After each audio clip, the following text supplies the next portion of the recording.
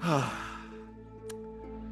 it going there, YouTube? I don't really have a intro for this particular video idea, but there's just been some things, especially in the topic that we're talking about tonight, and it is something that needs to be said.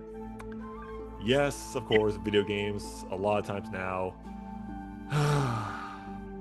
physical media is probably going to be dead. Oh, it isn't. But it's actually ironic that there's probably a future story for that, but it is actually ironic for some of the comments about that one. It's actually pretty funny. But Oh yeah. Oh yeah. Great. Yeah, it's just the thing. At my job now, we're no longer selling physical gas. It's all digital. yeah. Good luck on That's that one, people. But we are gamers. Gaming has been part of our childhood, has been part of our adult lives. It's just been a great thing to just turn your brain off and have some fun. There have been Not great all games. gaming. Yeah, but then there have also been very, very bad games. Oh yeah. So, what better way to do that than talk about our own little tier list of some of our goats of gaming? Yay! So, as the tier list goes, we have the GOAT. This is like our favorite game of all time, and we only get one. Okay. Bring that rule back. Okay. Everybody gets one. Everybody gets one. Tell him, Kevin. Everybody gets one. Bingo. Your name's not Kevin, Nick. But then there's Everybody gets virtual one. success. Virtual successes are like, okay, these are the games that, yes, I would recommend this in a heartbeat. I enjoyed playing it day one. I played it for hours and hours, collected achievements maybe. I don't know. That's just how my brain is going. But True. then it's like, you know what? I recommend it. It was like, you know what? This was fun. It was good. It was a good game back that I was playing, but it's like, okay, it's like I'm not gonna want to go back and forth for it. Then we Yeah. have not bad but not good. So it's like, yeah, this happened. Yeah. We may have some words about it, but then, oh boy, people, there is just burn, bargain bin, or destroy. This game sucks. You're fucking trash. Go in the trash where you belong. Trash. Golem. Yeah, there's gonna be some games. Oh yeah. Oh boy. So, these are all our games that we have played. That's the big thing. Oh fuck me. We got a What list, the people. fuck have we done? We did. Oh. Oh boy. Oh yeah. So, kicking things off is unfortunately, yes. You may notice that two people are not here right now, except one is going to be showing up pretty soon in a bit. One couldn't make it, unfortunately, but some of his games we may have played, so we may have some mentality or ideas about it. So, and it's all in alphabetical order, which is actually really fun and funny how it did it.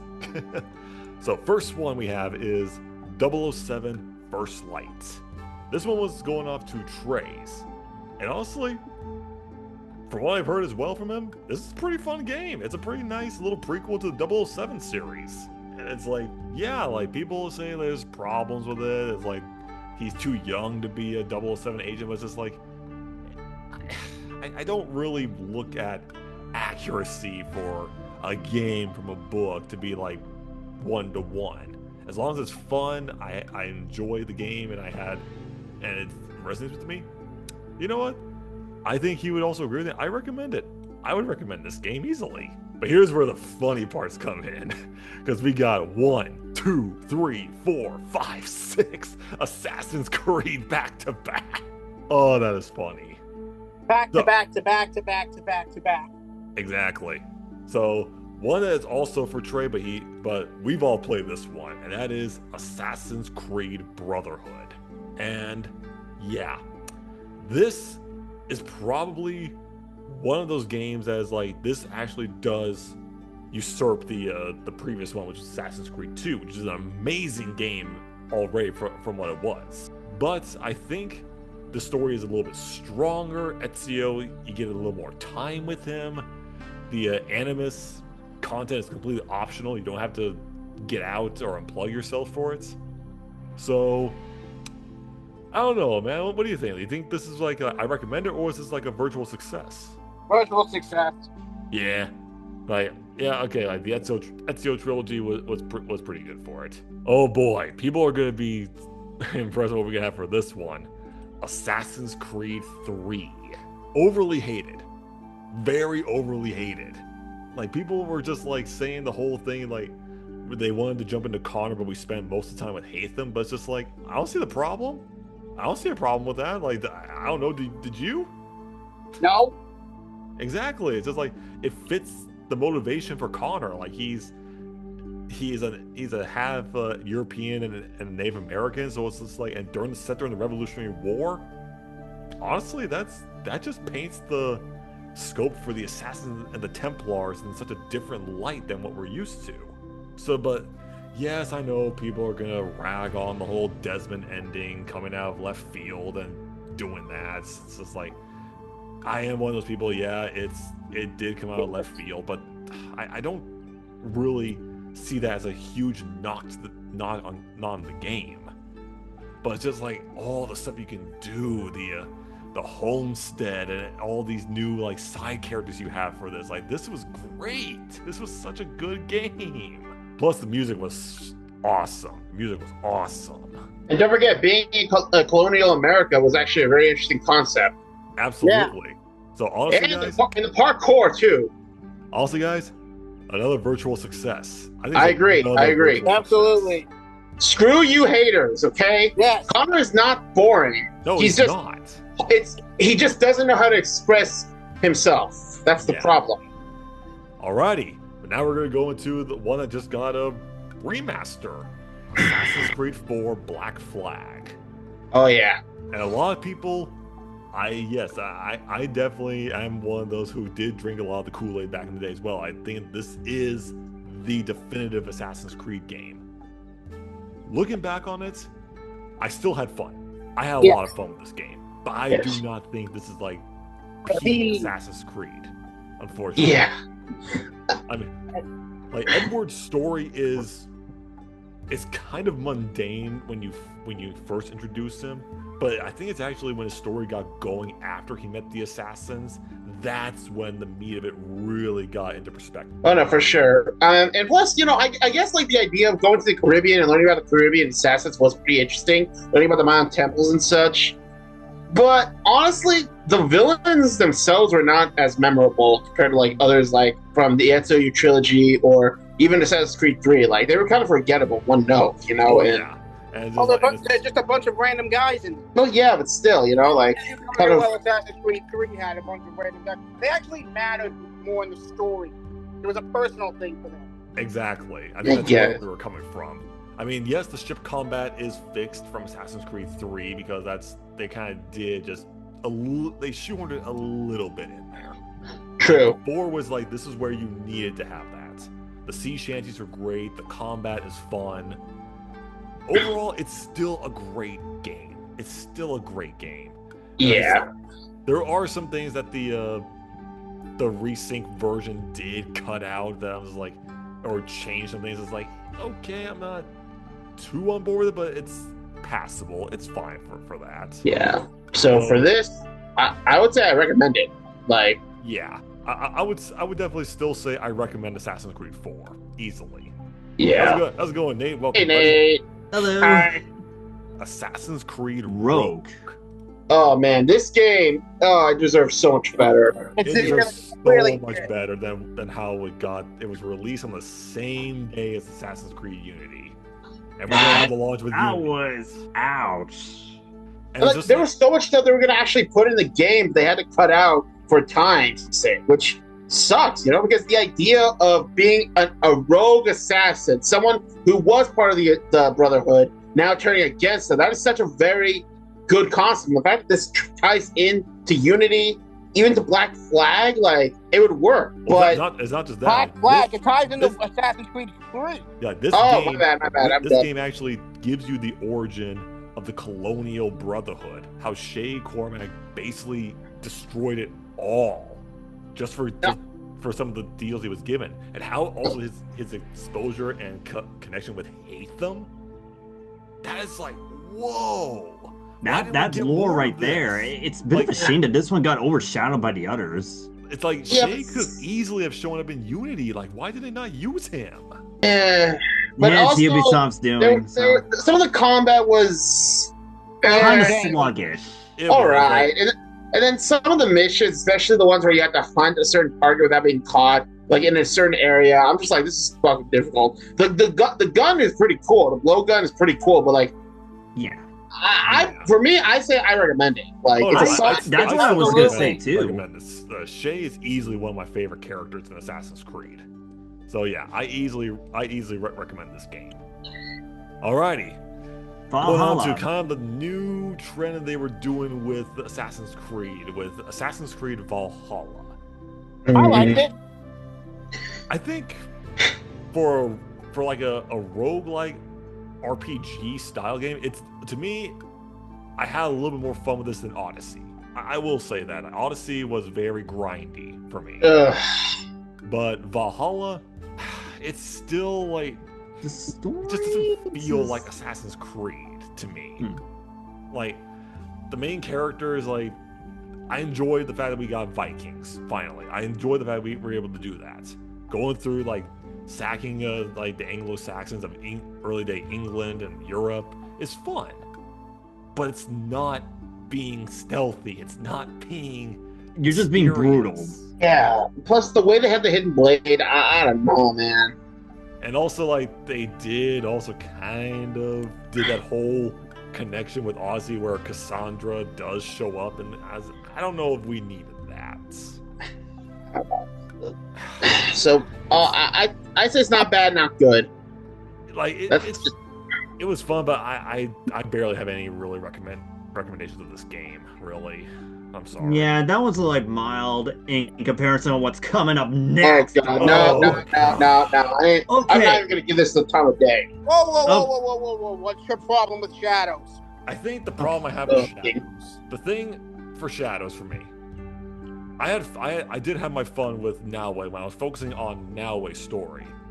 But the fact that this game is basically, it's forcing you to play as both Yasuke or Naoe. When I'm just like, I don't want to play as a samurai. I want to play as an assassin. If I want to do some of this stuff, I would rather go play Ghost of Tsushima. And Yeah, and I think like the other problem that I have with it is the way that Ubisoft also marketed too. Is like, oh, they claim it's like historically accurate. When I actually looked into like the history of this one, there were a lot of continuity errors in this one, and now I'm kind of like, Fantasy, get them leeway. yeah, I don't even know. so, but the way they did it, which is like, it still rubbed me the wrong way. Especially like the story, like Yasuke's story is actually a little bit stronger, when Naoe's story is very, very bland. Like this, she's like course one it of the is. most boring assassins in the franchise. Of course it is. This is what, the 15th story about an assassin seeking revenge against their organization's enemies? Yeah, somewhat. And I just like, I don't know. Like the game was fine, but no, It just wasn't really for me. I'm sorry. yeah, no, Yeah. I'm sorry. No, I can't say anything. There's a lot more cons I have with this game than good. So yeah, so I'm sorry. Nope. Just like, I would not recommend it to anyone. Nah. Well, cry me a river, Nicholas. All right, now we got our first gotcha. for Anchor Panic. Go off, Kings.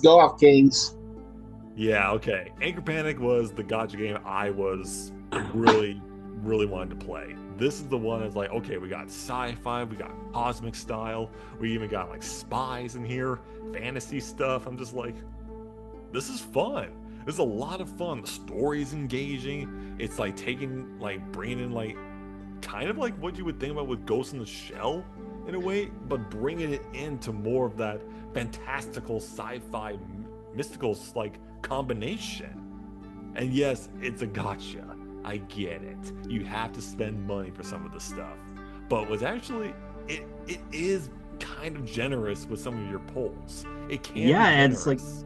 it's also like, if you kept focusing on like the event and all that and the story, it is kind of free to play if you know what you're doing. Absolutely. True.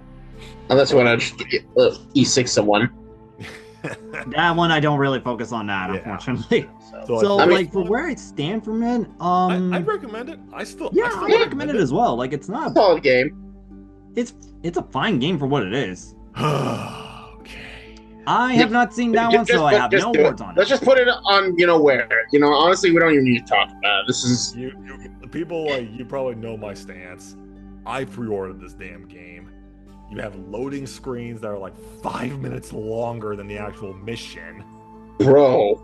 The story was BS and a flat-out lie to gamers for how you snuck in this to be a live service game. You needed to play to be online.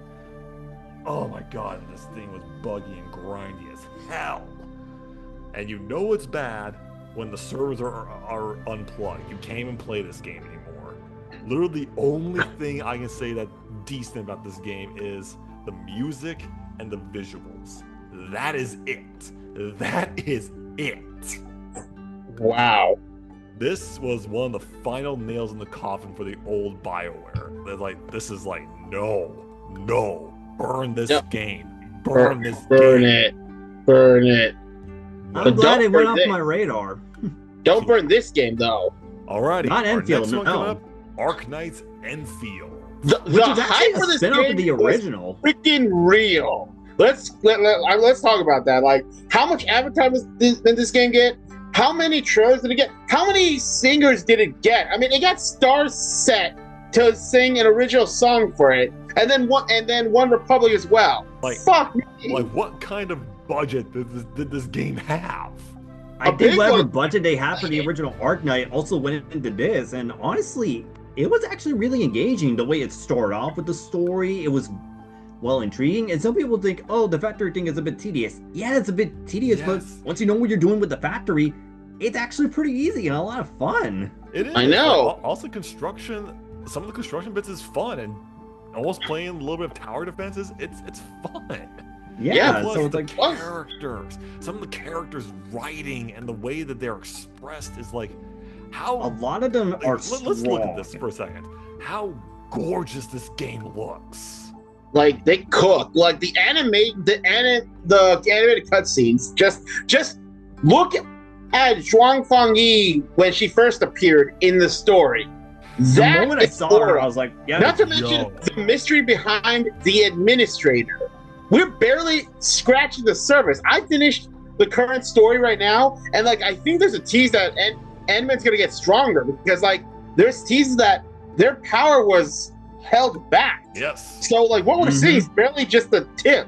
And then a lot of the other characters, I mean, look at Arcane, Chan, look at Wolfguard, Mifu, like so many of them are really good. Yeah, Just there Easily were, enough. from what I've seen, there isn't one that I full on hate, except for maybe Tauntaun and Rossi. But even then, it's Yeah. only minor. I'm gonna say this is virtual success for a gotcha. Yeah, game. it's easily I like mean, one of my favorite it is gacha The so games. one fun. issue I have with it is its pity system. Like, Pity yes, system is it BS. like yes, you can get the character, but after 120 polls and it doesn't transfer to the next banner, like that's That so that gave me flashbacks to like a gacha that I know will show up later on. So I'll save that for when we other. get If there. it went to 60 polls, it would have been a lot higher. That's all I'm saying. Yeah. But for now, I like For now, Is that- Oh, Asura's we're Wrath. going to Azura's Wrath. This is a pretty underrated Are they game thrusting among the into each Capcom other? line.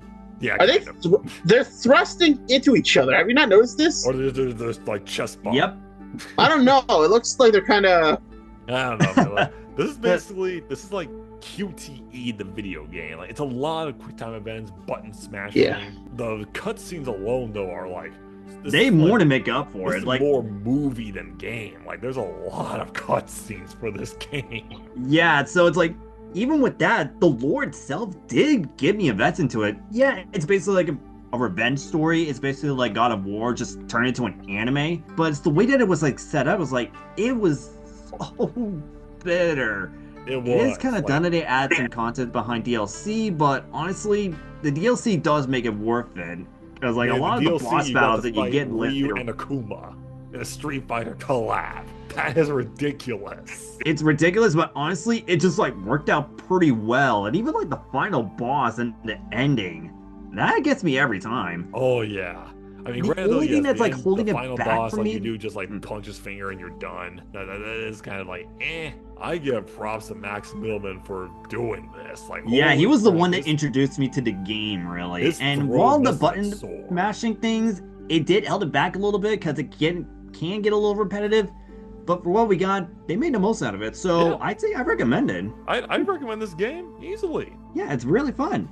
Alrighty, okay. Let's see what this one is. Next is one this we have is Batman? Batman Arkham Knight. Oh, Arcanite. Okay. Yeah. Yeah, Trey didn't put the obvious go-to game Arkham City on it. We wanted to be a little bit. Oh yeah, fair Trey with wanted to like some to of mix it our up. That makes sense. Now, Oh, this game. Arkham Knight. I Arkham Knight could have worked. It could have worked if you weren't 80% of the game reliant on the Batmobile. that was really dumb. I didn't mind the Batmobile, but over time I just like, okay, I get I need to go to point A to point B. Can I be stealthy about it? Can I Can I be actually stealthy or, do like, like hell, the can other I- gameplays? Can I actually like just grapple and glide because that's what Batman does? Yeah, I mean, see, everyone was asking for the Batmobile, and now when we got it, we're like, oh shit, what did we do? Like, it's Yeah, a it's just little like- much, especially like, oh, some of the boss fights were on the Batmobile. You did That was stroke like this, really? And like, even like Fireflies was just a chase thing until he ran out of gas. I'm just like, really? That's what we're doing? That's that what we're was doing like here? you're just turning into a racing game at this point. And then let's not forget the biggest sin, the Arkham Knight himself. Yeah. You could have done something so much more interesting, but you just shoved in Jason Todd shit, and then that basically spoiled, like, oh, it's Jason Todd. Great. Like the trailer's Wonderful. dialogue, how he's acting, how he knows Batman. It's just like, you're not being sly about this. We can tell this twist come from a mile away. I mean, And also, again, we mentioned this before, how the fact they just brought back Mark Hamill's Joker. It's like, we don't need him. The way that it was like ended up in the previous game, like that was a fine conclusion. Like, even Mark Hamill said he's wanting to retire the role anyway, so why bother? They're just doing it for Yeah, money. like this, like there were some good parts of this game. Don't get me wrong, But like, it's not not, bad, but really it's that not good. that's all I'm gonna say. yeah. Oh, the That's a Telltale. good game though. The Batman, the Telltale's Telltale version. series. Okay, that was actually very. I like this take. I like it. I had a pretty good fun time. Like, yes, I actually get to be, I actually get to be more Batman than the advertisement for Arkham Knight, actually.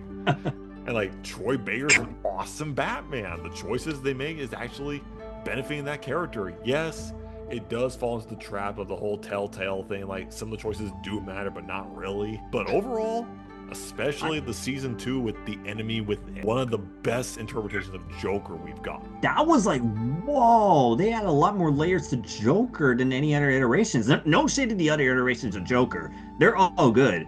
This one, I was like, you're going in that direction with the Joker? Yeah. Yeah. And plus, oh man, some of the designs and the choices they did with some of the other villains, like Two-Face in this one, like this was like looking back at the old animated series Two-Face a little bit. Yeah.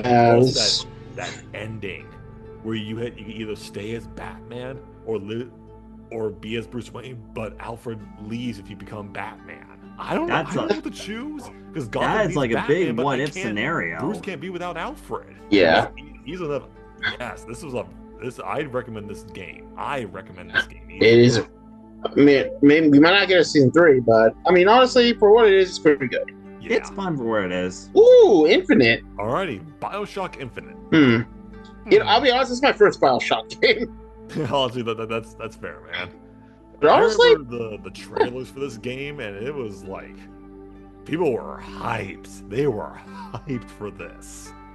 I mean, especially because of the whole dynamic between Booker and Elizabeth. I think the thing that really kind of holds it back was definitely some of the plot twists they were trying to really stretch. Like, Booker is the prophet's actually in an alternate timeline, and then Elizabeth is actually his daughter, and then alternate timeline he's trying to save and do that, and then he's only able to fix this if he dies. But then what happens to Elizabeth? Yeah, that was very complicated. But other than that, honestly, the combat was interesting. The way that Booker interacts with Elizabeth's pretty cool, and like it's a really fucked up game. But Yeah, to me, I recommend it. yeah. Like if No, you want just like a no nonsense shooter with a little with a little interesting mystery and such, this is the game. Yeah, I agree. I do agree on that one. Alrighty, one of our first fighting games. Yeah, BlazBlue Central Fiction, which is like the last installment to the BlazBlue storyline. Actually, no, I think they have a recent game. Oh, yeah, the updated version. Huh. Oh, How about that? make it But real. anyway, from what I played through it, yeah, it is still convoluted. Yeah, it is pretty convoluted. It is a BlazBlue game. Yeah. But I think the way that they did Rodna's character and how they resolved it around the end, I thought that was like a great conclusion to his character arc. And even I'll admit, I got emotional around the end. Kind of sucks that we didn't get an English dub for this one. But hey, the Japanese version, it's still solid for what it is. Some of the new characters are like, it's actually not that bad, but some of them are a lot of fun to play as. And some of like the gameplay and some of the story modes, it can get pretty crazy as given an Arc Systems track record. They know how to kidding. cook. They know how to cook with some of their gameplay. So for where I rate this game, I do recommend it. While it may not be like the best Arc System fighting game, I still think this is pretty solid for what it is. Especially if you're anyone out there is a BlazBlue fan. Oh yeah. Okay, interesting. Absolutely. I gotta get into it. Alrighty. Bloodborne. My turn with Bloodborne. Which it's also funny and ironic how we're getting an animated movie of this coming out. I wonder how it's gonna work. Because We'll this is see. the thing. Bloodborne is like, how can really somebody explain Bloodborne? I can tell you. You're kind of Van Helsing with like corrupted blood hunting monsters and then bringing in like H.P. Lovecraft creatures from the beyond in here as part of it. And you're basically just trying to like survive the night. You're hunting around in Yarn with all these different like boss mechanics and like literally opening up with like a cleric beast, which is like a half like goat, deer, wolf type of thing. It's just like, Oh damn. the creativity for some of the stuff is great. The weapons are like transformable. You can have your normal like sickle one, but you can unsheath it like it's a hacksaw. Oh my god! And just the creativity and the sound, the music alone of this game it is so freaking good. Easily enough, favorite FromSoft game ever made, and this is also Miyazaki's favorite game that he's worked on. So I'm hoping. Still crossing my fingers for a PC port or a remaster. I don't care what. It's Sony. They're being stubborn bastards. Apparently now it's also Sony and FromSoft now, but I don't know. I'm not surprised that FromSoft decided to jump ship to Nintendo to make a game for them and just to give them a middle finger. Probably. But either way though, this was a virtual success. This was like one of the highest selling games for the PS4 back in the day. Damn! Look, we already got four games of virtual success. Nice. Nice. Oh, Borderlands 2. Borderlands 2. Take it away. I have no idea what the fuck it is. It's basically it's gun porn, pretty much. People like it's all of it just about the guns. You're just this one is like basically that's basically it. Think of like Call of Duty, but a little more witty and dark sense of humor. It's basically, I would say, it's Call of Duty with like the Saints Row humor. Yeah. Like, that's kind of the best way I can say it. Yeah. I'm not talking about that god awful movie, okay? I'm sorry, there was a movie? I didn't know there was a movie. People. Yeah. But Borderlands 2 is easily one. It has some of those memorable characters, has some of those memorable catchphrases, and it's like I can't. There really isn't a lot you can talk about Borderlands to really go in depth about. But basically, either way, it's a recommendation. Honestly, if anyone wants to play a Borderlands game, I would easily just say play Borderlands 2. You're good. Don't That's all 2, 3, and 4. Trust me. Oh, Brutal Legend. That was so underrated. I just stumbled upon this game just by happenstance online. Like, you have Jack Black as the main character. That is freaking awesome. that is just like the way that the game was just like set up. It's like every jab at rock and roll in the best way possible. I'm not kidding. You even had the shopkeep be played by the late Ozzy Osbourne, which by the way, rest in peace. He's a legend. R.I.P. to the person. I. It's just like it's a very, as the title give, it is brutal. It is gritty. Some of the executions, especially some of the bosses, they did not hold back with the gore. No, they did not. Yeah, I and also definitely think this is probably one of the best voice acting performances for Jack Black, if I'm being honest. Yeah, like no disrespect to the other times he voice acted. Like the other times he voice acted are good, but this one he actually gets to have more fun with it. I felt like he had a lot more fun with it. He gets to be creative with the dialogue. He brought a lot more energy to it. Yep, easy enough. I recommend this game. I recommend it too. If you like a good music-based game, go ahead, try this one out. Basically. All right, going to Konami with Castlevania Lords of Shadow 1. Okay. That is this one is a little different from the other Castlevania games. It is, because you're going away from like a side-scroller hack and slash to more of like the God of War style hack and slash.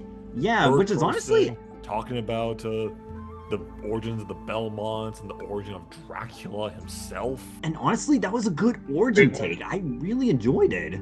Yeah, and the voice acting was great. The story was well done. The boss fights were awesome. Like you literally give the middle finger to Satan as you sit on the throne.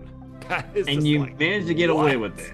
Gabriel is such a great character, and I love the fact that we even got a sequel for that. So easy enough. Castlevania Lords of Shadow 1 recommendation. Yeah, definitely anybody who wants to do like the first Castlevania game. Wait, is that fucking Black Ops 3? Alrighty, we're going to Call of Duty right now. Black Ops 3.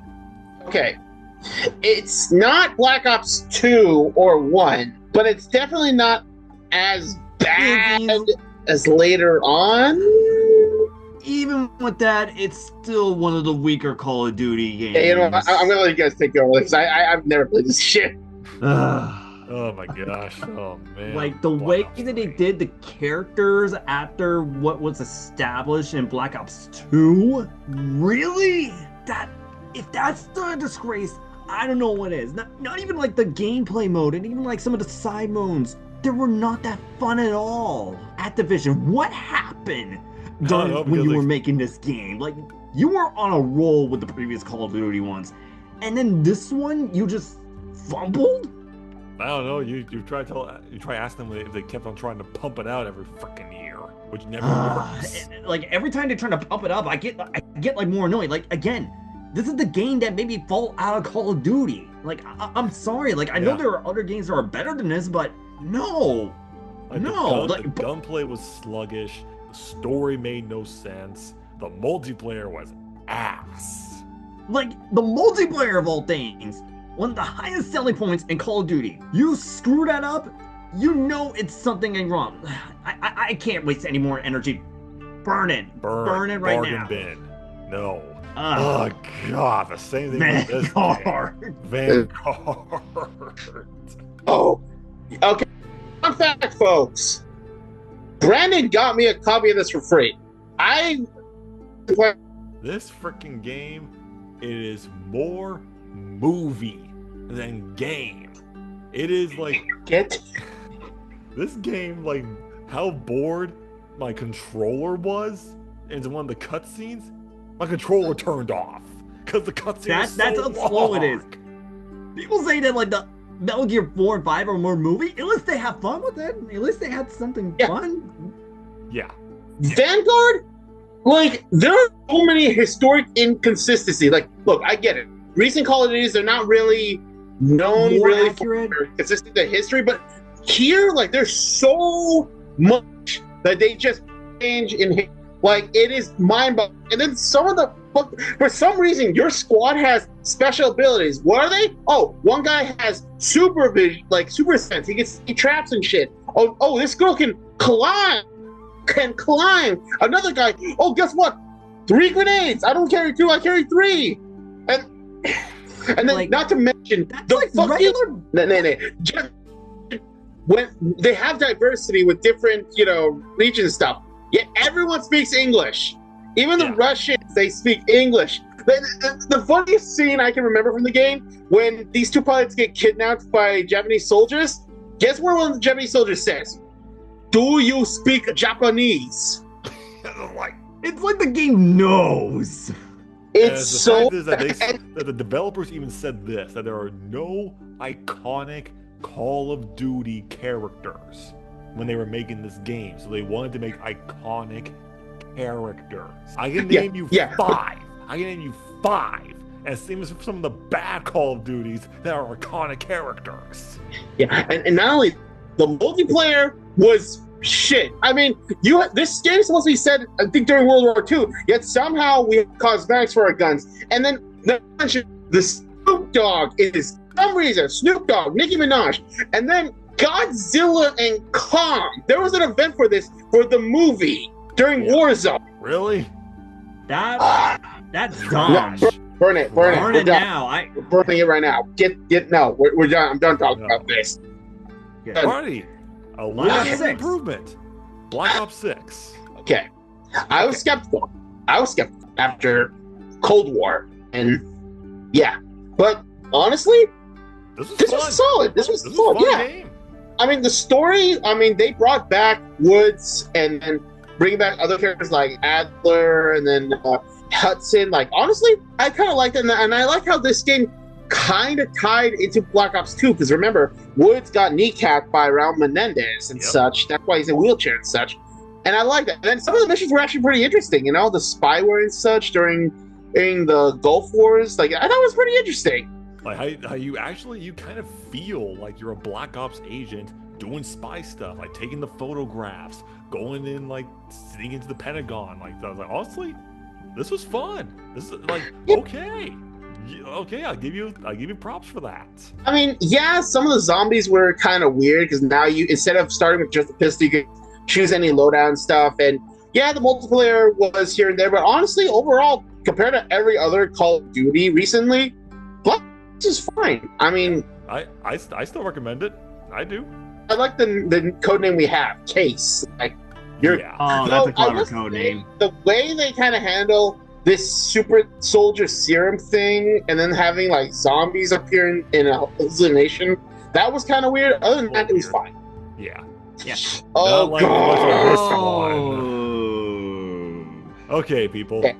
You here's the thing. We know this whole AI thing is starting to leak into movies and games. But if you want a great example, if you want to have AI make your game, This is it right here. This is your answer.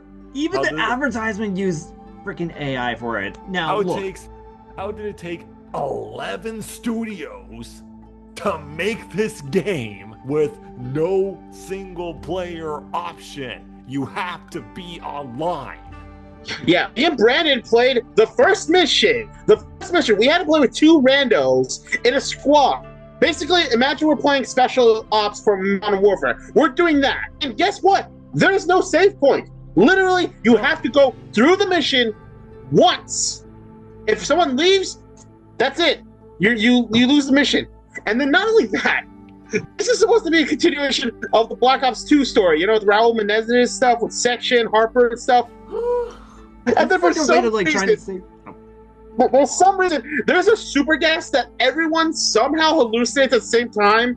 And now we were somehow having a boss fight with a kaiju-sized Raul Menendez where we're throwing big-ass knives at him to weaken him so that we could shoot him. And then what they did to Wood. I've seen that boss fight. It's like something out of Resident Evil. Like, what is this game? And not to mention, the multiplayer was not that great compared to Black Ops 6. And then zombies. I mean, say what Call of Duty sells that. The zombie mode sucks. Get this out of here. Put it down there. Thank God I played this on Game Pass for free because I didn't have to spend. Yeah, same. As soon as me and Brandon, as soon as we finished, I deleted it. I was like, fuck this shit. Yeah, thank God I did not spend $60, $70 on this garbage. Yeah. Would have rather played Code Vein! Warfare 3 than Code Vein. Yep, Code Vein. Okay. All so right.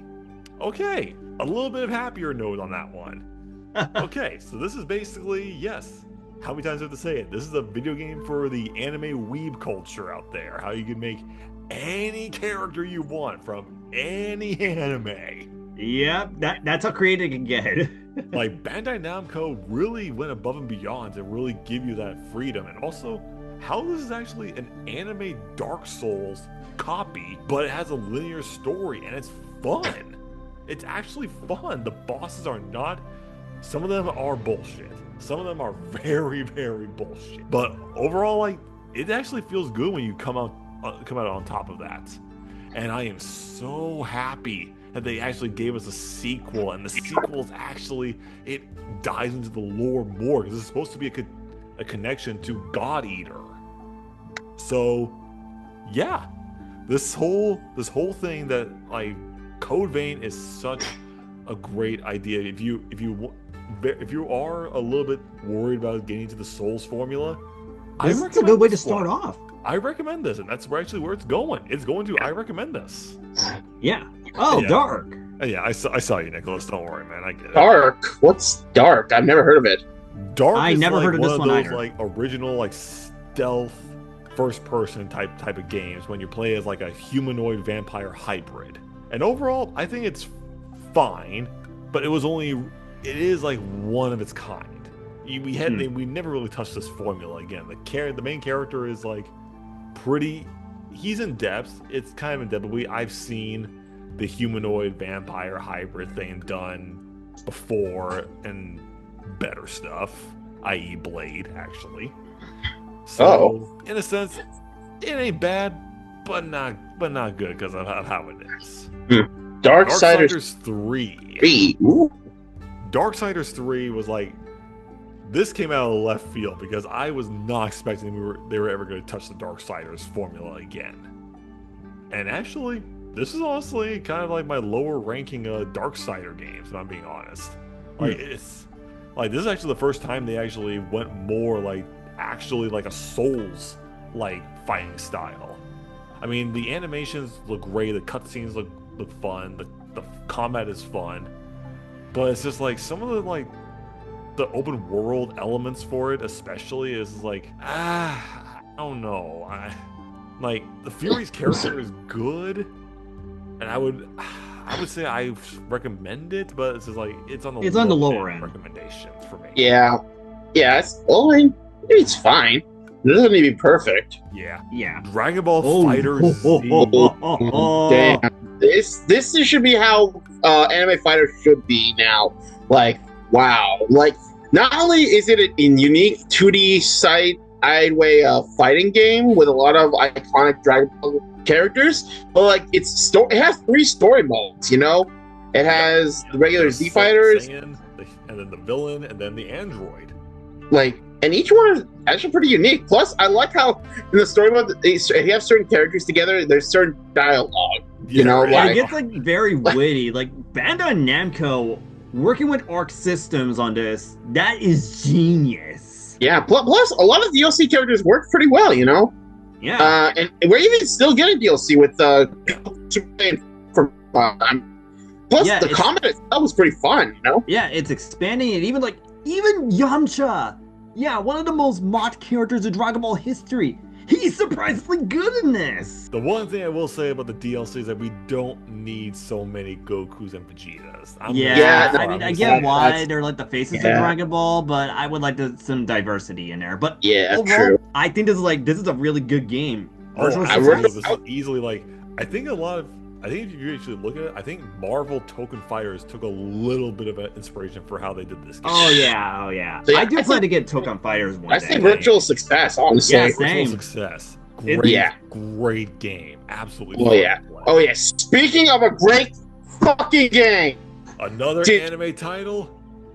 Time Stranger. Digital Monsters, Digimon are the champions. Okay, I've never played Digimon Cyber Sleuth, which is based. This is what this game is based. A Digimon game where you actually get to capture Digimon fuse them, evolve them, de-evolve them in a story that involves time, going from the present, future, and past. And like this game, it gets really dark. Yeah, like really dark. Like there are moments where you arrive and someone's either going crazy or they're dead. You have to literally go back to fix it. And then the lore behind like what a certain Digimon is, I'm like, holy shit. Like this game makes you think about like how we could interpret AI. I'm like, holy shit. Plus, there's so many Digimon you could have. And you have other ones. You know, you can even have some villains like Myotismon. Yeah. I'm like, holy crap. And then the way you can evolve them, like you don't need to evolve. No. Certain stat you need an evolution. And you can even fuse them. Like, holy shit. And I'm almost done with the game to finish, but like, dude, this game is so great. And the comics were good. Like, it's turn-based, has a certain like type, you know, the way they do types and such. And then I heard there's 3 DLCs with expanded story. I'm like, damn. Yeah. I'm gonna say it, this is a virtual success. I'm gonna say it, like, especially how like Digimon can come back like this when it's been dead silent in the anime community for the longest time. Yeah, and then now we have a Digibreak. Yeah. So virtual success. Virtual success. Yeah, virtual. Get it? I know, right? Dishonored. Oh, god damn! This game. This game makes you like think about like how you would interpret revenge, because that's the whole thing about this game. You're framed by an assassin group that eventually the Empress is found killed, and you are at the crime scene. You are blamed, you are branded, and you are just your life is like messed up. Corvo's story though, after that, like this actually teaches you the fact that okay, you can get revenge. What if you do it in a different way as well? Yeah, like because the whole dystopian of like the rat plagues and like diseases, like this is a very, very messed up world. Yeah, and then not only that, there's a chaos meter. If you want to just be like passive, you just want to knock everyone out, you want to go with certain targets and have them suffer a different fate, like say selling 2 brothers off, maybe branding one character, maybe even having one exposed to secrets, that's good. You get a good ending. But if you just start going ham, start fucking murdering people, there's going to be more rats, more bodies, more people who are infected, and overall the whole tone of the game is fucked up. Even some of the characters, the way they talk to you, like they will either look at you with respect or they're gonna call you a demon. Yeah. And also the combat's actually really interesting, you know, like it's not like advanced, but like you can go with your curved sword, you can use your crossbow, your flint pistol, your grenades and stuff, but then your powers. The mark of the void. How you summon rats, teleport everywhere, go into the shadows, and then when you actually learn that other people have this ability as well. Yeah. I recommend this game. Yeah, I would too. Like also, it is. This is my first Arcane Studios game too. Nice. Honestly, one day I would love to. Actually, I met a cosplayer of Corvo one time. Yes, we met him. Oh wow, that was so cool. I want to cosplay this one day. Oh, a dispatch. Yeah. Oh yes. Okay. Okay. This is fact a game that you want to do like Telltales with superhero satire, like kick-ass satire. This is it right here, and it's a lot of fun. It was like the jokes about superhero medias and cultural meta references are so just great. They are bouncing off each other one by one. How you even got famous YouTubers like Moist Critical and Jacksepticeye to be in this game. That is pretty damn impressive, and I'm not surprised by the dialogue really and like the decisions. How they got Critical Role to be a back supporter for this. Yeah, that's what I was about to say, because like you could tell that like a lot of the decisions making, it felt like a D&D campaign, and yeah, it makes sense. Critical Role is good at storytelling and which decision you want to do, because like Yeah, you can pick whichever route you want to go in. Like, do you want to be like redeemed? Do you want to like You want to regain go the glory? Do you want to vigilante? get Do you want back to into be a person? villain? Do you want to be neutral? Like, I still play this game because I'm still looking for some of these alternative routes. That's how much they are. Yeah. In fact, how we are getting a season 2 of this game. That's how successful it is. Like, I'm it's just curious if they're going to actually have a function where it transfers all your decisions from the first game to the second. Because I'm Telltale's curious. have done. impressive. I'm very, very curious. Yeah. Raymond told me about this. This is his GOAT. This is his Oh. GOAT game. oh, this Okay. is your goat. Oh, no, it's Trey's. Not mine. Oh, Okay, oh, so it's this Trace? is Trey. Oh. So Okay. Trey's the first one in the GOAT game. Oh, All nice right, one, all Trey. right. Nice. And honestly, it's fitting. Oh, Devil Devil May May Cry. Devil May Alright. Cry 5. Okay, now, looking at it from that perspective, it is a good conclusion to Dante and Virgil's storyline. I thought it was nice. In comparison, I would not put this above 3, but I still think it's a pretty fine game for what it is. I put it on the same tone and idea as 1, actually. Yeah, that's where I was like, where my mindset is going at. Like, it started out pretty simple. Like, it focuses on, like, Dante's storyline. And, yeah, that game definitely proves that, like, yeah, Virgil ain't winning the best fodder of the year. No No, he way. ain't. He's not. I'm sorry, Virgil, dude. There are some parts in your story that we can talk about in the past that you have done that even I still question to this day. Yeah, bro. Yeah, he's an asshole, but hey, I still love him for it. Oh, no, he's aura farming, I swear. Yeah. On a chair. On a chair. But But where would you guys put this? But also, the Oh. combat is very fun. The boss fights are like still banger music for it, and it's in a way, if this is your first introduction to DMC, That's not a bad introduction at all. No. introduction, even though it's the final one, that'd be funny. That's I mean, ironic, but no. There are yeah, people I still whose recommend- first MCU movie was Endgame, so True that. True Yeah. that, so. Yeah, plus, I gotta give props to Ruben Langan, Daniel Southward, and Johnny Unbossed. All 3 of them brought their A game to this game, and I love it. Yeah. get it. And no kid. Alrighty. Boom! Doom. Dun dun 2016. dun dun dun dun dun dun dun dun dun dun. Okay. If you were to tell me that this would get a remake, like the classic games, I would not have believed you. Because, like, remakes of games can be hit or miss. Well, especially this one. How this one was in development hell for 20 years since Doom 3. And that isn't how, like, id Software would have shelved this and just canceled it right then and there. But they loved this franchise and they wanted to bring it back to modern day gaming. And this game is still bloody as hell. It is action oriented. It is heavy metal soundtrack. The boss fights are still fun. The guns The weapons, are still, too. Oh my It is God. so freaking good. And this was technically you can go crazy with My one first of them. exposure to Doom. It is virtual success. It came back swinging. It was Such a great fun, comeback hyped up and game. a pretty good Fallout 2 with Eternal. It may not be the 2016 version, but it's still good for what it is. Yeah, absolutely. Oh, that I, one I forgot they made it. I did not Eden know Zero this thing had a game. So who put it here? Nicholas did actually. Color me surprised on that one. But I've Uh, never I heard of know it. I don't know Fairy Tail how, has a how to game, but gauge not it. Eden Zero. Wow. So what do we do? Uh, Recommend? I recommend. There. I say we just put I recommend because Well, I would say like that happened. Not bad, not good. I would say. yeah, I guess so. That Yeah. was a random one. okay. Yes. Expedition 33. Claire Oh, Obscure God. Expedition 33. Oh I my gotta do it. goodness gracious me.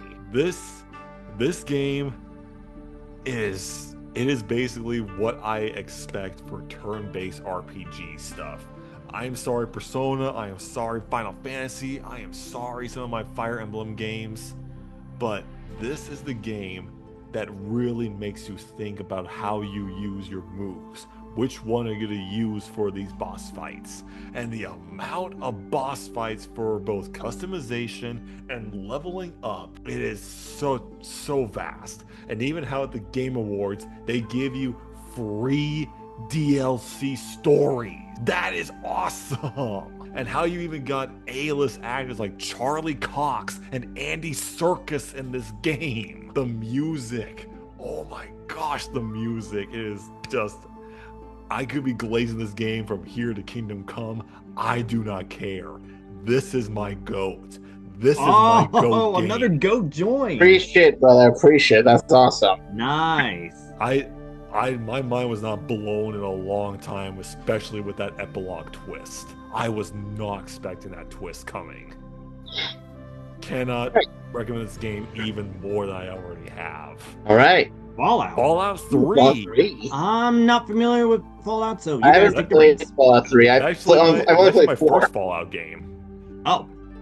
And yeah, I had fun, especially when you're in a post-apocalyptic dystopian Washington, D.C. Oh, no, wait, that's just D.C., isn't it? Yeah. How did I even didn't expect you to have Liam Neeson voice your father in this game. You're telling me I got Qui-Gon Jinn as my dad? Awesome! And Hey, that is pretty damn impressive. I think it's also just the way the story evolves, like how it just like there's so many twists and turns for how like you navigate the wasteland, how you can have different consecutive endings if you want to poison the water supply, if you want to like save the wasteland, if you just want to walk away and let someone else do it. And some of the other like characters, like you get one of the super mutants as one of your allies named Fox, and he makes so many dad jokes like Brooke. It is awesome. Such a funny character. Okay. How you get like you even get other DLCs. You get to go to Pittsburgh, Pennsylvania. You go to Coney Island, New York City. You even do a simulation to go to Anchorage, Alaska, when the Chinese invade Alaska. Yeah, I'm not joking. That actually happened in the game. How about that? Damn. So either way, I think this is what, like, especially for my first, and this is one of the first Fallout games that Bethesda made, actually. Oh. Virtual success. This was great. This was a fun game. Okay, nice. But Ooh, jump into 4. Though. My first Fallout game, honestly, it's not that bad. I for a new guy like me, it's pretty interesting. You know, like you're literally part of you're a family person. You're enjoying your life. Then a nuke goes off. You go into a bunker, and you have to be frozen while you watch your significant other get taken out with your baby. They die, and the baby's stolen, and then you get frozen, and you wake up in the wasteland of an apocalypse. Yep. I don't know what kind of hell that is, but I want to keep my distance from it. Yeah, but and honestly, the gameplay itself is not that bad. It's like you're traversing the world, you're meeting new allies, you're fighting a lot of mutants and such, you know. Plus, you learn more about like what happened with your son and stuff, and you're like, oh shit. I mean, some of the side characters are pretty good. Not all of them, but some of them are pretty good. And like you said, we also have a super mutant as ally. We also have a robot that we can eventually give to. We can eventually give this robot a female body, and then eventually we can marry them. Yeah. But overall, I think the main story itself was pretty solid, and some of the DLC was alright. The harbor one was pretty cool, and then there's one where we're going to basically Disneyland if it was owned by Coca-Cola, which essentially is taken over by a bunch of gangs and such, and you're like, oh my god. Shit. So I immediately got flashbacks from Pleasure Island from Pinocchio. But overall, I mean, I'd recommend it. It's not really like amazing, but I thought it was fine. I don't think it trumps 3, but I think to me it was better than Fallout New Vegas. I'm gonna say it. And for 76, we don't forget 76. Yeah, we gotta talk about that. Alrighty, Fire Emblem 3 Houses. This was like, if people say that Awakening was like the one that brought Fire Emblem back onto the main spotlight, this is the one that re-innovated Fire Emblem. Because like, as you see here, 3 houses, there are multiple routes that you could go in this game alone. Like, you could be a professor. That's literally what our main character is, Byleth. You had to teach different factions, but as time goes on, you learn there's a lot more going on to these houses, and some of them, they have different routes. You could go heroic route, you could go into neutral route, or you could even go the dark route. Yes. Yeah. you can become the villain in a Fire Emblem game. That has never been done before. And I got to applaud for them for the twist that they did midway through and how each of the endings actually held up strong in their own way. And I will admit the DLC is like a bit overwhelming, especially since like the new cast members, it's a lot smaller in comparison to some of the other ones. But I wouldn't say it's outright bad. And plus, you can actually get a lot creative with the gameplay too. Like you can make anyone any type of class. That has never happened in almost any other RPG, except for maybe one other one. Yeah, and with this one, this is like, yeah, this is definitely one of the best Fire Emblem games I ever played during that time. I'd say this is like a virtual success. Amen. Dorothea's best girl though. I could bounce between like Dorothea, Shamir, Ingrid, or like even Elogar too. Okay, I'll give you Elogar. I don't know about the other two though. Damn. Fossil okay, fighters. the one that Nicholas keeps knowing about fossil fighters. I don't know. I don't know about this game. It's supposed to be like Pokemon, but like with dinosaur fighting clones. I don't know, man. Yeah, the crazy thing, this is like very popular to DS, and yet I wasn't exposed to that. I didn't have a DS, so I wouldn't even know. I had PSP. So yeah, it's but just considering he said like good things about it, I would just say not bad, but not great. Yeah. Ghost of Tsushima. One of the games that was the end of the PS4 era. And yeah, like I said before, I much rather play this game over Assassin's Creed Shadows. Yes. Yeah. Yes, I know. That was done a lot better. Assassin's Creed fan is over the Assassin's Creed 7. I like this game better. You're basically playing as the samurai during the Mongol invasion of Japan, which is historically accurate. But the fact is how beautiful this game looks. Sucker Punch did such an amazing job capturing Japan's beautiful like landscapes, seeing Mount Fuji, using like the wind as like a guidance system for you to go to your next objectives. The characters alone with the writing for this game, how you can actually choose to walk the Ronin path or stay true to the samurai path and be a true ghost. Jin Sakai's journey from beginning to end was one of the best emotional rides I've ever had in gaming. It had virtual success. Amen. It should have won Game of the Year. It should have. Yeah. Ghost of Yotei. The sequel, in a sense, Ghost of Yotei.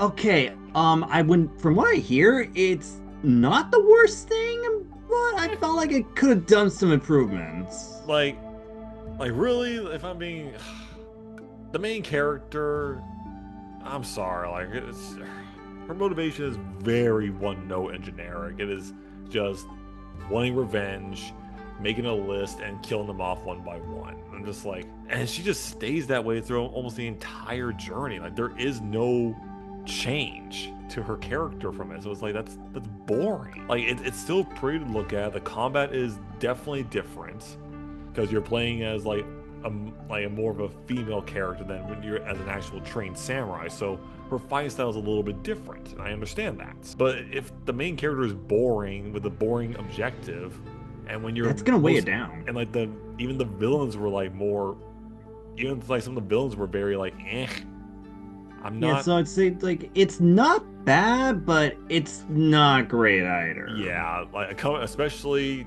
the little tease and Easter egg they had for Jin. Like you visit his gravestone and you basically take his sword. I'm just like, I don't know about that. So yeah, it's not bad. I didn't hate it, but it's not great. God Eater. Speaking of what we did with Code Vein, we're going to the parent timeline. God Eater Resurrection. Kevin, would you take the honors on that one? Oh, you're muted, dude. All right. I only saw the anime first. I'll be real with you. I never knew where I could get the game. Then I saw it was on sale in the PS5 store for only $5. So I bought it. It's pretty interesting. I mean, you're basically your own customizable character in a world ruled by the Aragami. Basically, kind of demonic beasts that were created by man intentionally. Of course, because humanity doesn't learn. But then the idea of the God Arm, basically weapons that are made to kill these things literally seared into your skin, so you cannot take them off. And then like the fact that you could customize your weapon. You can have a sword, you can have a mallet, you can have a spear, you can have a regular gun, you can have a cannon, grenade launcher. It's interesting. Plus, you can also create your squad up to like a 4-person squad with different characters. You can customize them. I mean, the story so far it's a little slow, but there's definitely a lot of conspiracies going on. You can even hang out with some of your squad mates after each mission, which kind of gives you an insight to how they feel. And the combat itself, it's kind of very slightly open world where you're in certain areas and your goal is basically just hunt origami. There's no real health bar for them, so you're just spamming and such, but it's very satisfying to kill them. And I love like the little dialogue each character has. So overall, for where I am now, I recommend it. It's a pretty solid game if you just want a game to just slice people up. Also, Alicia's best girl. That's all I'm gonna say. No arguments. Something those second best. The one of the last God of War games with the original actor as Kratos, God of War Ascension. Oh, the last of the Greek saga. Okay. Oh, Damn. damn. It was like I don't really think they needed so many different prequels to Kratos. Like you didn't really need to have like Nah, not really. like there's like 4 prequels with Kratos. And some of them are not even like on the PS2 or PS3. Yeah. This one though is honestly this does tie in a little bit more to God of War 1 and story-wise. But it's a pretty short game actually. It's pretty short for what it is. It's honestly not that bad. It ain't bad. I mean, you also got like some also other big actors like Troy Baker and Jennifer Hale in this game. So it's like, okay, you got a good cast. Multiplayer's ass though. It was ass. I don't even bother with multiplayer. So in a sense, like if this is like if you wanted my opinion for like if you wanted like what is a good game like before God of War 1, I recommend it. Yeah, I recommend that one. Like, it's a soft start. Yeah. Alrighty, Oh, our Guilty next Gear fighting game, Strive. Guilty Gear Strive. Okay, I stumbled upon this by happenstance. Like, I heard this is like this is where BlazBlue got the inspiration from the Guilty Gear series, and then when we got our recent edition Strive, it's basically BlazBlue, but kind of less convoluted. I was able to get into the story a lot easier, and a lot of the characters, a lot of them are really well memorable, a lot of them are fleshed out. And the gameplay, oh, it is flashy, it is fun, it is anime, brother. It's like it cranked up the anime to the max, and a lot of the gameplays it gets crazy. And when you bring in the DLC characters, you brought freaking Lucy from Cyberpunk Edge Runners in this. You and I expect it to work, but it works. It worked out pretty well. And you even got the actor that played Lucy to be in this game. That's still damn impressive. And yeah, they haven't lost their touch. They haven't. Yep. And the DLC is still ongoing, and I'm curious where it's gonna go. So in terms of like the anime fighting games, honestly, yeah, I put it in virtual success. This is like it was great. It was especially if this is your first Guilty Gear game. Have fun with it. It's a good introduction. Like, if you want an Arc Systems game, Guilty Gear Strive and Dragon Ball FighterZ are the top 2 I would recommend. Yeah. Hades. Hades is interesting. This is like a Diablo dungeon crawler type of game, but you're bringing in the Greek gods. You are basically the son of Kronos, the titan that rebelled against Zeus. So you're basically Zeus's half brother. Yeah, that is freaking awesome. Not in the Dave Rape way like Zeus does. I'm just saying. Yeah, that, if it was actually real accurate one, no, this game would get canceled immediately. But no, this game is artistic. It is. The story is actually very engaging. Like very teaching you much differently in how the Greek storyline and Greek gods actually function.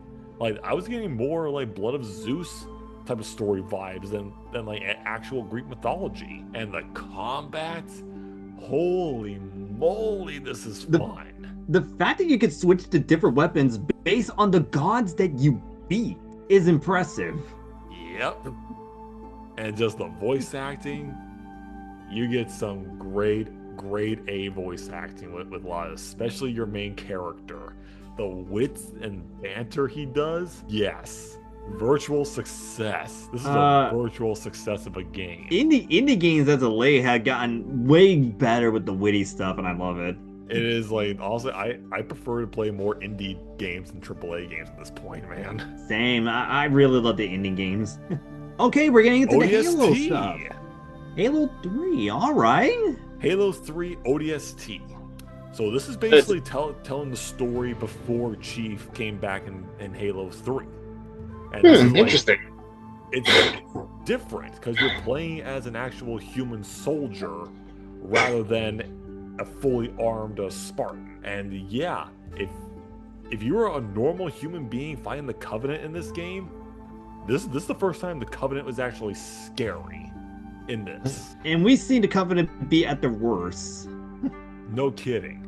And like you're piecing together the whole idea about your squad being separated. This is like almost like an anthology that you get. It's like free roam in a sense. The first time an actual Halo game is free roam. Keep that in mind, people. I'm looking at you, Halo Infinite Defenders.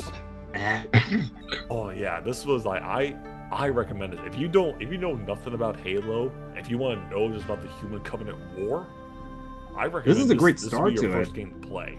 This will be your first game to play if you want to get into the Halo stuff. Okay. Minus the fact that like some of the stuff can be a little janky. Oh, That's Halo Reach. Halo Reach, the final Halo game from Bungie, and they came out swinging. They came out swinging for it. They knew what they needed to do. They wanted to tell the prequel that started the whole Halo franchise. And yes, a lot of people, including myself, will know that some of the characters and some of their deaths are kind of stupid. And like you can kind of like, but if you really think about it, it's just like as soon as George dies first, and it's like, oh, these are expendable characters. They're not meant to survive. Okay, I see what you mean. Definitely, Kat's death definitely shocked me when I was younger. How sudden it was for that during the war, and just seeing the fall of Reach, the home of the Spartans getting glassed, getting destroyed. Yeah, for a final game of Bungie before it left, they still knocked it out of the park. Virtual success for Halo Reach, still. Okay. Well, we'll go from Marines. All right, do the salute, boys. We're ready for I'm doing my part. I'm doing my part. I'm doing my part. I ain't doing shit. Helldivers 2. I never played the first one. This is I didn't even know that was the first one. That's how in the dark I was on this game. Yeah, this game is not meant to be taken seriously. Even the cutscene when you see the commercial of how to be a Helldiver, I'm just like, dude, this is such a parody. This is such a parody. This is literally game version of Starship Troopers, and that's awesome. Just the fact how you fight against bugs, and then the bots, and then they added the squids, the Voltless in there. I'm just like, oh god, the Voltless are annoying as hell, people. I'm gonna agree. They are annoying. Yeah, but the gameplay itself is pretty solid. And the fact is how you got like famous voice actors like Robbie Damon, Yuri Lowenthal, Erica Lindbeck. I'm forgetting who the other one was. But you get like AAA Game of the Year voice actors in this game, just screaming like crazy, just like having fun. And that's what this game is all about, is having fun. Like, there's also the fact that you could kill your squad by accident. Like, you throw a stratagem in the wrong place, you drop your car and bump them, like you do it on accident or accidents. Yeah, trust me, Brandon, and Trey had a lot of those. Yeah, and it's funny, it's content. So, and they still do updates. They still give updates to this game, and that's impressive. Yeah. Now adding in both the PC as well as the Xbox, you get more player time and value for it. Virtual success. Cannot wait to see how the movie's gonna turn out. I mean, we got Jason Momoa for some reason, so I'm just Jason curious. Momoa in there, so I was like, okay, I wonder how he's gonna do. He's gonna probably get killed off the first 5 minutes. That would it's be a like, little bit middle finger to the Jason Momoa fans. oh, Exactly. That happened to him in Dune Part 1. He died in Dune Part 1, man. I know, but at least he had more screen time in that one. All right. Hi. Oh, Hi-Fi Rush. Okay. I pointed out that No Straight Roads is basically like a music-based game. Oh dear. Yeah. Yeah, sorry about that. And yeah, I basically mentioned No Straight Roads is a good music game, but I did mention that it had like a bunch of bugs and glitches that held it back a little bit. This is basically like what No Straight Roads should have been. It's a very fun, it's a very charming game, and I don't do random games all that much, but this was a lot of fun to play, especially like with the combat, how you have to keep up with the beat, and the tutorial. It was actually very easy. Sure, it takes a bit to like get through, but it's still a lot of fun. Plus the humor, the gameplay, the bosses, even you even got some good actors in it. Even Roger Craig Smith is in this. Oh damn, nice. Voice Yeah. of Sonic. Yeah, that's who was playing the main villain. That is hilarious. Meta.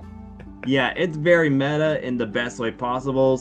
Fuck you, Microsoft and Xbox, for unplugging Tingle GameWorks for that. This is going to virtual success. You may have been You dropped the stinker ball. trying to let this go. Yeah, Microsoft's not smart. Yeah, Microsoft has been Mhm. smart for the past couple of years. Yeah. Yeah. Honkai Oh. Star Rail. Oh. Okay. This game was actually my first gotcha, and yeah, it's pretty solid. The first arc with Belmog was interesting. The Zhao, The Jianzhou. Jinzhou was arc. kind of cool. Penacony was a little convoluted. And Emperor Boreas was a bit of a headache. It was. Yeah, and then now with Plan Arcadia, Planetaria. yeah. But above all that, you know, like it's a solid story. You know, you get to choose what kind of trailblazer you want. A lot of the characters are actually pretty interesting. Not all of them, but some. Yeah. You know, the gameplay is pretty cool too, and you know, we got an interesting collab going on with Fate. You know, Mhm. better than how they did Horizon with Genshin. Yeah, right? they that was just like, really? They could have Yeah, done more with that. What that the was hell? just. No, but that's the side of that. For how it is for Honkai Star Rail, I'd say I recommend it. I still recommend it. It's still a recommended gotcha game. It's not my highest priority right now, but you know, No, solid. It's not. It's definitely not for me either. Nah. Oh, Infamous Infamous 2. God damn, the first one was already pretty goated, but the sequel fucking amped it. This is like peak thing for Cole. Like this is like the height of his power. And the fact that this also still like one of the first games to give you a good or a bad ending. This is the first time in gaming that we get that.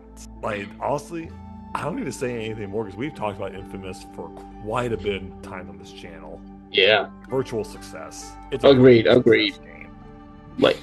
Like plus like the ion or the ice energy, like that's really cool. How like depending on how you go, you get certain powers. Oh yeah. Yeah. Injustice Oh, is hi, Injustice. We do not talk about the fucking movie. No. The No. game. I didn't even know about the Injustice comics, but like this game, holy crap! An idea of a dictatorial Superman taking over all because of one bad day, and then just having this world where either you're working with this tyrant or you're dead. It's really fucked up. Plus Yeah. the kind of characters you can play as in this game, like you get Batman, Superman, and such, but then you get like more obscure characters, like Killer Frost, Solomon Grundy, Deathstroke, and then some of the DLC is pretty good. I mean, we got Scorpion. Mm-hmm. This is the Still Patrick States voicing Scorpion. you're so goodbye. I'm like, oh, he was ready. He was like, he coming through this new world, and he's like, fuck it. Yeah. But damn, like the voice acting in this game too, like holy crap. It's still a lot of the animated series actors coming into the game. The voice actor for Superman, Kevin Conroy is Batman. Yes. I'm gonna say it's virtual success in my opinion. I still think the first game story is definitely stronger than the second. It's still stronger than the second. There are times like it can go down to I'd recommend that, but what it is for a superhero fighting game, this was better than Mortal Kombat versus DC. I'll say that. Oh god, Don't get me started on that one. Yeah. Jack 2. Oh, damn. Oh, this one. Jack If you and thought Jack- Daxter, bring it back. If you thought Jack and Daxter was solid, this game changed everything. We go from a peaceful island wandering adventure to a fucking dark dystopia. Like this story, like, the fact that Jack got tortured for 2 years, being pumped in dark eco, and his first words the first words he speaks ever, I'm gonna kill Francis. Honestly, this game, it was definitely team rated. Like having all these dark themes of capture, slavery, even some cuss words. Yep. And plus the gameplay was interesting, having the dark eco, also having the morph gun, fighting all these different villains. Like, it was great. Like, this game was Some just of the missions and the side content, it's also pretty fun too. yeah. Yeah. God, honestly, virtual success in my opinion. It's probably the best Jack game. Like, Jack 3 I still enjoyed, but I think the story in Jack 2 is way better. It is. Especially the fact that Daxter is just like, Oh yeah. Oh man. Fucking took 2 years to I almost the Jujutsu forgot about Kaisen the fighting game. this game was not basically good. them try to copy the My Hero Academia fighting Yeah, game. no, That's all I it can was not. describe it. I saw gameplay and shit, dude. This just like even the ultimates themselves were just lazy. Like, I must say, this is No. bad. Yeah, This is- it's bad. I'm This sorry. is- but This is This not was a good one. And this Another is the same thing thing for for the this next. one. Jump Force. You have so much potential. The thing is, like, myself and Kevin, we've made videos about who we want for the roster. Because that is the problem. The roster sucked. half the It's characters small, are too. Dragon Ball, Naruto, and One Piece. Bleach barely got 6 characters now. My Hero has 4. Black Clover? One. Asta. Like, what? That's it. Like, you need Like, like you didn't even you bring could've some of brought your the other other modern day ones. ones. You didn't even bring Demon Slayer, Jujutsu Kaisen, and even barely some of the other ones. Like, dude, where's Gintoki? Where's Bobobo? Where's Koro Sensei? The other Jump game had more characters, and that one was pretty old. This one is supposed to be the anniversary, the celebration of Jump. Yet this was fucking awful, and the models. My The God. animation They're looked not that ugly good. for a lot of the characters. No, burn this. Let's just move on before I get Burn a this headache shit. just like looking at it. Fuck off. No. Wait, is that? Kingdom Oh, Hearts 2. Oh, the second one. oh man, they were Easily cooking with enough. this game. This is I'm sorry, people. This is peak Kingdom Hearts. This is This the is like easily best one of the game. best. Like the amount of worlds you get to go to, the story itself, Xehanort's reveal of his plan on what he wants to do. And you got this is Leonard Nimoy as Xehanort, The, Fuck, I one of forgot the he Star did. Trek goats. who voiced Star Trek. He was the voice of Galvatron in the original Transformers movie and Sentinel And in Sentinel Dark of the Prime, Moon. yeah. Like, yeah, no, this virtual success. I'm sorry, Kingdom Hearts 3 tried to capture this magic again, but that was hiatus was so long, I totally forgot about it. Yeah, and now with 4, I don't know, but I don't know about 4. I don't know about sorry. 4, so I'm gonna be a little cautious. yeah, 2's fucking. I mean, 2 and Birth by Please are my favorites. They're great, absolute peak. fucking Pete. Lies P. of P. Speaking of Go ahead, Pete, Brandon. Oh yeah, okay. This Souls game, I did not see coming. And especially how this was an interpretation of the Pinocchio and the Tin Man story. A collaboration of it. But also the fact how this game, the character models, the animation, the combat, the music, and the ending that this is bringing in characters like Dorothy from The Wizard of Oz in the sequel. Like, Oh, fuck. What? so are they making a game universe now? Yeah, Holy shit. technically. Ah, Oh, wow. Okay. okay, Wow. man. And the DLC was, that was great. Virtual success for this game. Easily enough, one of my favorite Souls-like copies. So freaking good. Damn, man. Okay. And Oh, keep the train going. Keep Mario it going. Galaxy. Our childhood, my first Wii game. Oh yeah, dude! Like the idea that you take say you take Mario, and instead of having him in the Mushroom Kingdom, you have him traveling space. Like that sounds crazy, yet it works. Like the worlds Like you go to are expansive. The gameplay is really cool. The new powers you get, like this, and then the music. Oh, They were that menu cooking with the still freaking soundtrack, iconic. even with the boss battles with Bowser. The soundtrack for that one is so good. I mean, it's not complicated, but this game is it can be a challenge sometimes. Like Yeah. especially when you go with the one life challenge mode. I mean, Galaxy 2 was also really good, but Galaxy 1 really set the bar. That was like, that is just like peak. This is like peak like 3D Mario. I love virtual it. success. Fucking Virtual virtual success. success. I love it.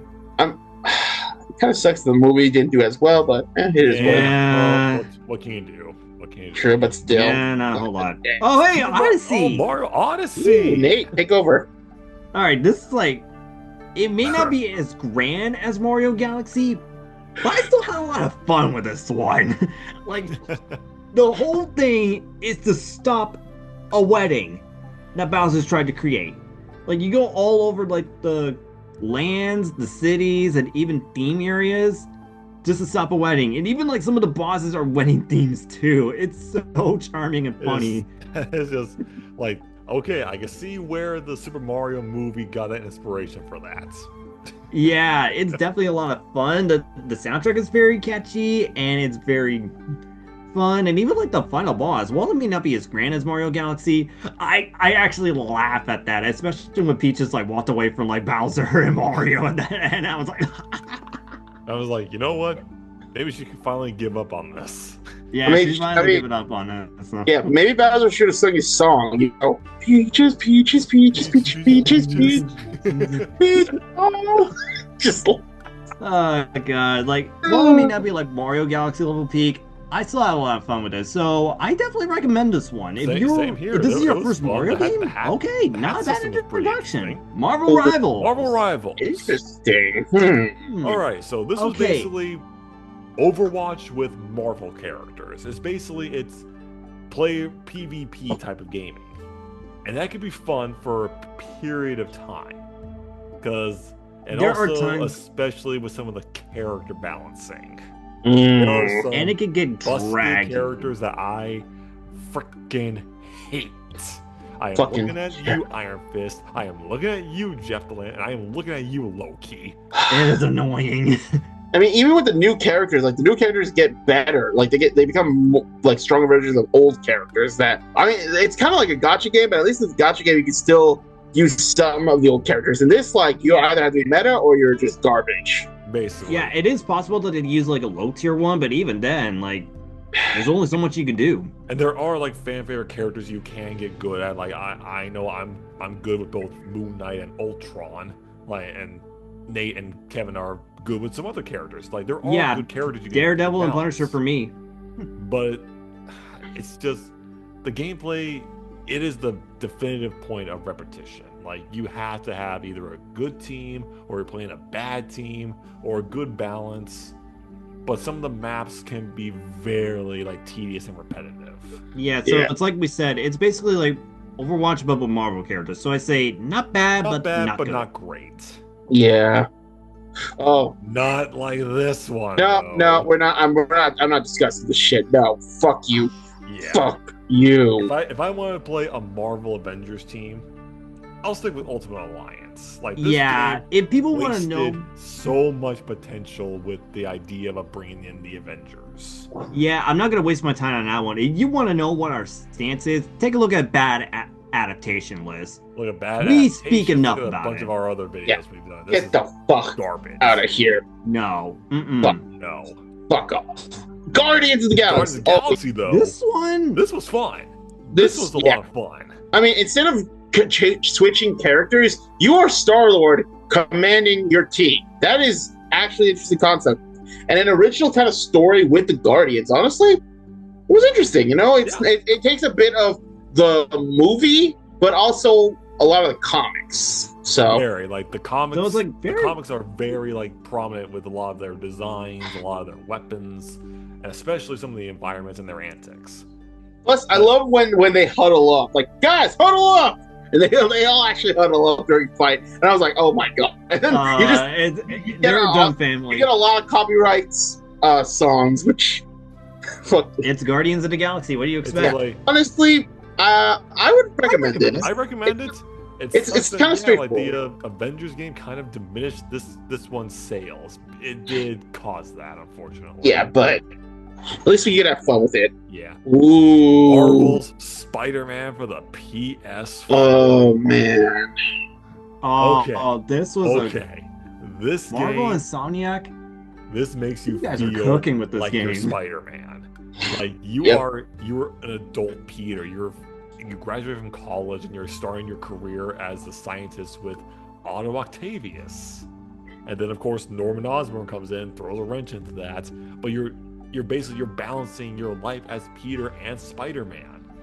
The amount of the suits you can unlock in the game. They're pretty good. And then there's Naked Spider-Man, which is Yeah, which That is a joke. It's a gag. But Yeah, I mean, some of the side content can be a little annoying, but the story itself. the story itself and the reveal of the Sinister Six.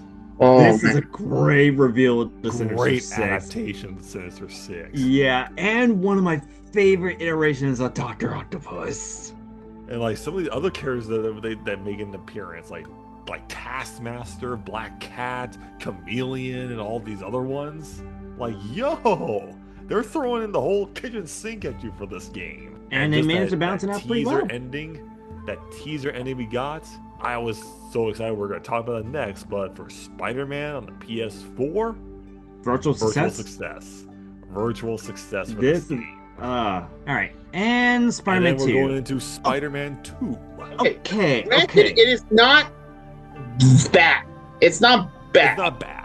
It's not a bad game, but there were some issues I had with The it. problem with having two Spider-Men in the same story, with one being overshadowed than another, but like, I'm sorry, like Miles just felt shoehorned in. I'm sorry. Yeah. Plus, I'm the a fact that Miles it's fan. Jared And I feel like they could have done better with him. like, why not call him Arachnakid? That's what they called him in the comics, you know?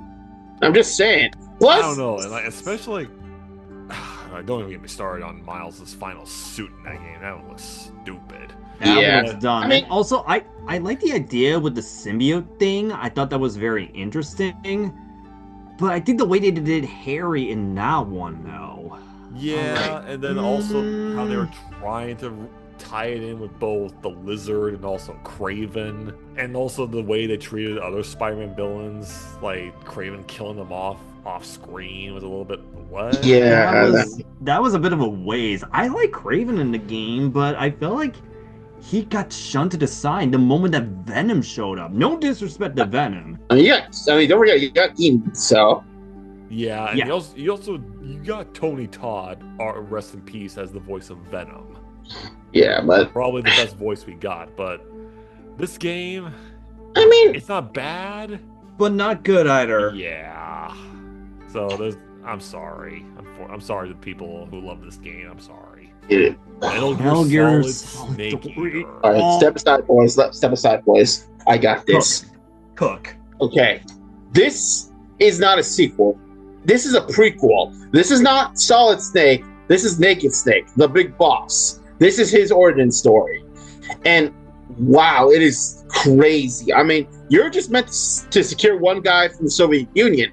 Then you just go to a whole conspiracy where your mentor, the woman that raised you, practically a mother, throws you off a bridge and leaves the US government. Like, the way you have to play this game, you're not just going and shooting. No. You have to survive. You get sick, take cough medicine. You get injured with an arrow, take the arrow out. Like, you have to eat. Like, this game is literally telling you to survive.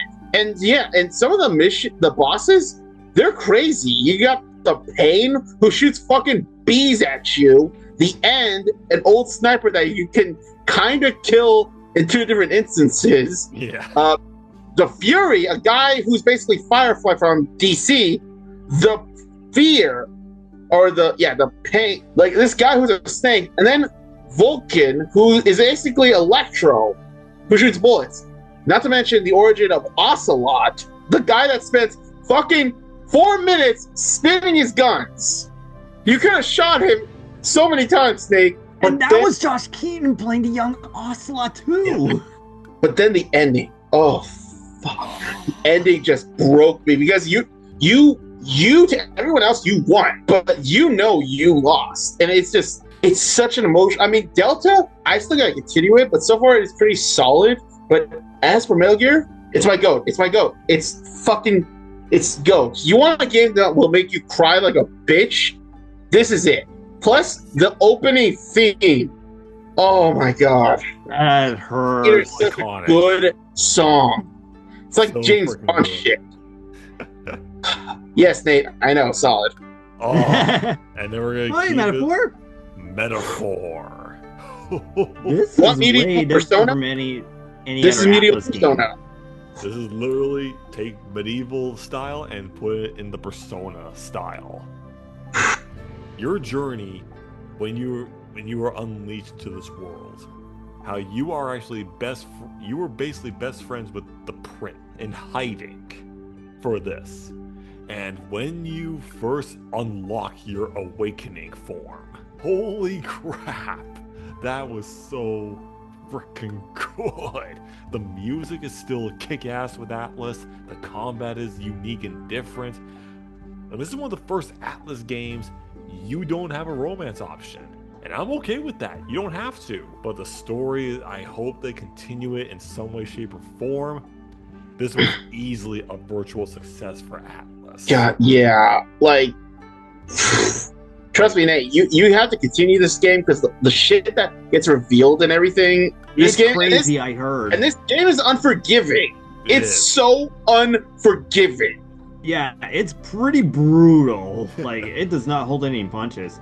Hey, We got the MK series. All right, we're starting out with the one from 2011, which is essentially like a soft reboot, because, like, it's basically like tried to their way to apologize for how people were disappointed with Armageddon. And honestly, for like a soft reboot, it was actually pretty fun. I actually had a lot of fun with it. And this is ironically, like, aside from like that platformer Mortal Kombat game I mentioned a long time ago, Shaolin this is also Monks. this is also one of my first exposures to it.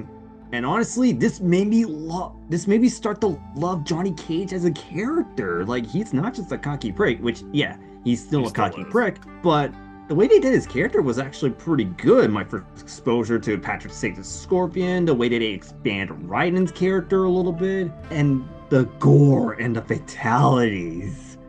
They're not as brutal as the next Mortal Kombat game we're going to be talking about later, but they are brutal. Kung let's Lao not forget and they Nui brought in Kratos and Freddy Krueger as guest characters. Yep. that is insane. So yeah, I definitely recommend this one. If this is like your first Mortal Kombat game, that is a good way to start off. All right. Now, Brandon, your turn. Talk about X. Arguably to me, has the strongest story in all the Mortal Kombat games, especially in the new trilogy. How you basically, this takes place right after MK9 with the death of Shao Kahn, and now we're getting in more with Quan Chi and the dark side of the Netherrealm. Oh man, Shinnok? Yeah, Shinnok is I mean, Troy Baker did fine, but it's like, he's okay. But you still get you even brought Steve Blum as Sub-Zero, Kuai Liang Sub-Zero. And especially, I cannot say the best scene in this game is with Scorpion and Sub-Zero burying the hatchet of their rival. that is amazing. I If you want- love it so much. If you want Yeah. to talk about character growth, that is it. That is character growth. And the plus when you get some of the guest characters like the Predator, Jason Voorhees, this was a virtual success. This was like Yeah, I can agree. This is a very fun one. Easily. Okay. All right, now it's my turn. Talk Mortal about. Kombat 11. Okay. Look. I agree with everyone. The whole time travel multiple timeline thing was crazy, but at the same time, it kind of made sense considering how different things were. I mean, the Chronica was definitely a boring villain, I agree, but I kind of like the idea of past and present meeting. I mean, you got current Scorpion who's redeemed himself, beating his past self who wants to kill everyone. We got Noob Saibot back from the dead. We've got current Johnny Cage meeting his asshole version. Like, that is funny, especially since like this Johnny Cage has matured a lot. Which, by the way, he's ironically a better parent than Sonya. Yeah. But I mean, and combat, honestly, I thought it was about the same as MPK X, though now you can customize the combat. It was pretty interesting. I mean, I like some of the settings, the fatalities. I know the slow-mo was a little jarring, but honestly, I thought some of the fatalities were good. Plus, this is the first Mortal Kombat we had a DLC story, which, including Shang Tsung, it was pretty good. Like his twist, obviously we knew he was an asshole, but it was interesting to play as him as a hero. And some of the DLC characters, like you got Joker, Spawn, but then you have some very weird ones. I mean, you have the Terminator, and RoboCop, and fucking Rambo. Like, and two of them were voiced by their OG actors, and yet somehow they work. I mean, I'm not surprised. Their movies are gory. Yeah. For 11, I'm not going to say it's better than X, but I mean, I recommend it if you just want a fun game to play. Like, it's pretty solid. The same bar as 9, I would say. Yeah. Not like this one, though. Okay. I haven't gotten this game. I looked it up. Yeah, I didn't disappointed as a Mortal Kombat fan. I played through the entire story. You literally just bait and switch people. Again. I mean, it had such a solid start. We actually start a new reboot universe. But then suddenly, oh no, guess what? We're doing multiverse at the end. All that development for what? Nothing. And especially the way you unlock the skins and like the new costumes of the characters. Literally a loot box system. Are you serious? It's saying a lot that Street Fighter 6 is doing a lot better than this one. That's there's also the fact that there's the cameo fighter system. Like you're having another character on your roster, not playing as that. I'm like, this is such a lazy way of including characters that weren't in the game, like Sonya and Jax. Yeah. Also, that the is DLC lazy. Story. The Chaos DLC story Reigns. and the We could have gotten an actual game. Instead, they just shoved it into a DLC, which, oh my god, some of the fucking decisions in the DLC. Fuck. Don't. Dude, subs. I knew Bihan was an asshole, but dude, this game just amped it up. He was just a whiner. Just put it down there. I know that Quiet Gang was meant to be a good version, but dude, they Hanzo dirty because now Quiet Gang is married to his wife. Like, what the fuck, guys? Fuck off. Oh, Mouse PI. Mouse PI. Has anyone played this yet or no? I started actually. I have not played it, but I've seen footage of it. It looks a lot of fun. It's like it's basically like rubber hose, like old cartoony style stuff, like what Cuphead was too. And overall, like the story is it's pretty straightforward, but generic. Like there's really not a lot you can do with it, but the art style is fun, the combat is kind of fun. Like it's not bad, but it's not great. Yeah. Fuck! No. Put it in. We're not. Put it in there. Put it in there. We already rated on this enough. No. We ran on this way too many times. Fuck off. This game sucks. Now let's talk about a classic one. Oh. It's Battle for Volcano Island. That is underrated as hell. Like, dude, the fact that Nickelodeon had a better crossover game is crazy. I mean, this is a sequel to the original Nicktoons game, and this was my childhood. You play as 6 different Nickelodeon characters going in an island and just fighting together. Honestly, the story is basic as shit, but honestly, I enjoyed it. It was a very nostalgic game, you know? And plus, having the original voice actors in it, like, holy shit. I'm gonna say I would recommend this. It's not peak, but It's fun. It's still a dumb Yeah. fun game. Yeah. Nier Automata. Literally, this was my very first exposure to Kira Buckland. Really? And Oh, this, wow. For her as 2B, I cannot see anyone else play this character. She's an automaton sent to Earth to fight in a post-apocalyptic world where machines have risen up. And the whole thing for mankind. Like, you literally have machines to fight machines to save humanity. The irony there is not too much to scoff at. But the combat, oh my gosh. The amount of swordplay you can do for this, and how it is very much like it kind of takes reference to the book of Genesis and Christianity, with literally Cain and Abel as the two final bosses to fight. The two first men, brothers of humanity. Like, really? Yes, the backtracking can be a little bit hit and miss with some stuff, but 2B's character and her journey, visual success, virtual success. Absolutely. Love this game. And we're going to a game that actually has a crossover for that. Oh, Nike. Okay, Goddess of Victory. Okay, this is like one of the earlier stages for a gacha game. And yeah, it's pretty much fan service, like all over there. Like, some of the character designs really show the fan service. It is. It's But like underneath way the too fan much. service and that bullshit gacha system, this is a pretty dark gacha game. Like, literally starting off in war, you're the commander leading these Nikkeis, which are like artificial humans. And once you learn the lore of Nikkeis, the city that you're in, and the raptures, this is brutal for a gacha game. Some of the later chapters that you get into, especially when you brought in the faction Eden into it, they are not stopping and holding back at how gritty and how gory this gacha game is. And yeah, some of the side events, they're kind of dumb. They are. But Yeah. some of them are pretty solid from what they are, and some of the crossovers that we got, some of them are misses like Resident Evil, but some of them are actually kind of fun. Like the Licorice Recoil crossover was very fun. The Nier Automata one was pretty interesting. I did enjoy the Stellar Blade one. That was actually pretty good. Yeah, I think this is the gacha that has the most collabs, I It think. is.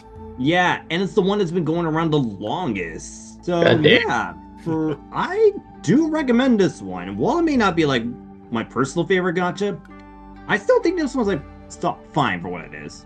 Oh yeah. Yeah. Absolutely. Ooh, Ninja Gaiden 4. Wait, oh, this is probably Nicholas's. Oh, Ninja Yeah, 4. But I also played Ninja Gaiden 4, and it's definitely a nice return to format, and great to see this game again. But it is also the Ninja Gaiden games are difficult as fuck. I can tell. Yeah. Mhm. But either way, if you have a Game Pass, I recommend it. It's still a fun game. Yeah. It's Would you recommend playing the last 3 before playing this one, or? Not particularly, no. Okay, cool. I guess I gotta They jump do in. flashbacks every now and then. And we're already at another gacha. Neverness to Everness. Everness. Okay. Basically, you turn GTA into an anime. True. When I played the beta for this game, little did I know that was just the tip of the iceberg we were going to expect with this game.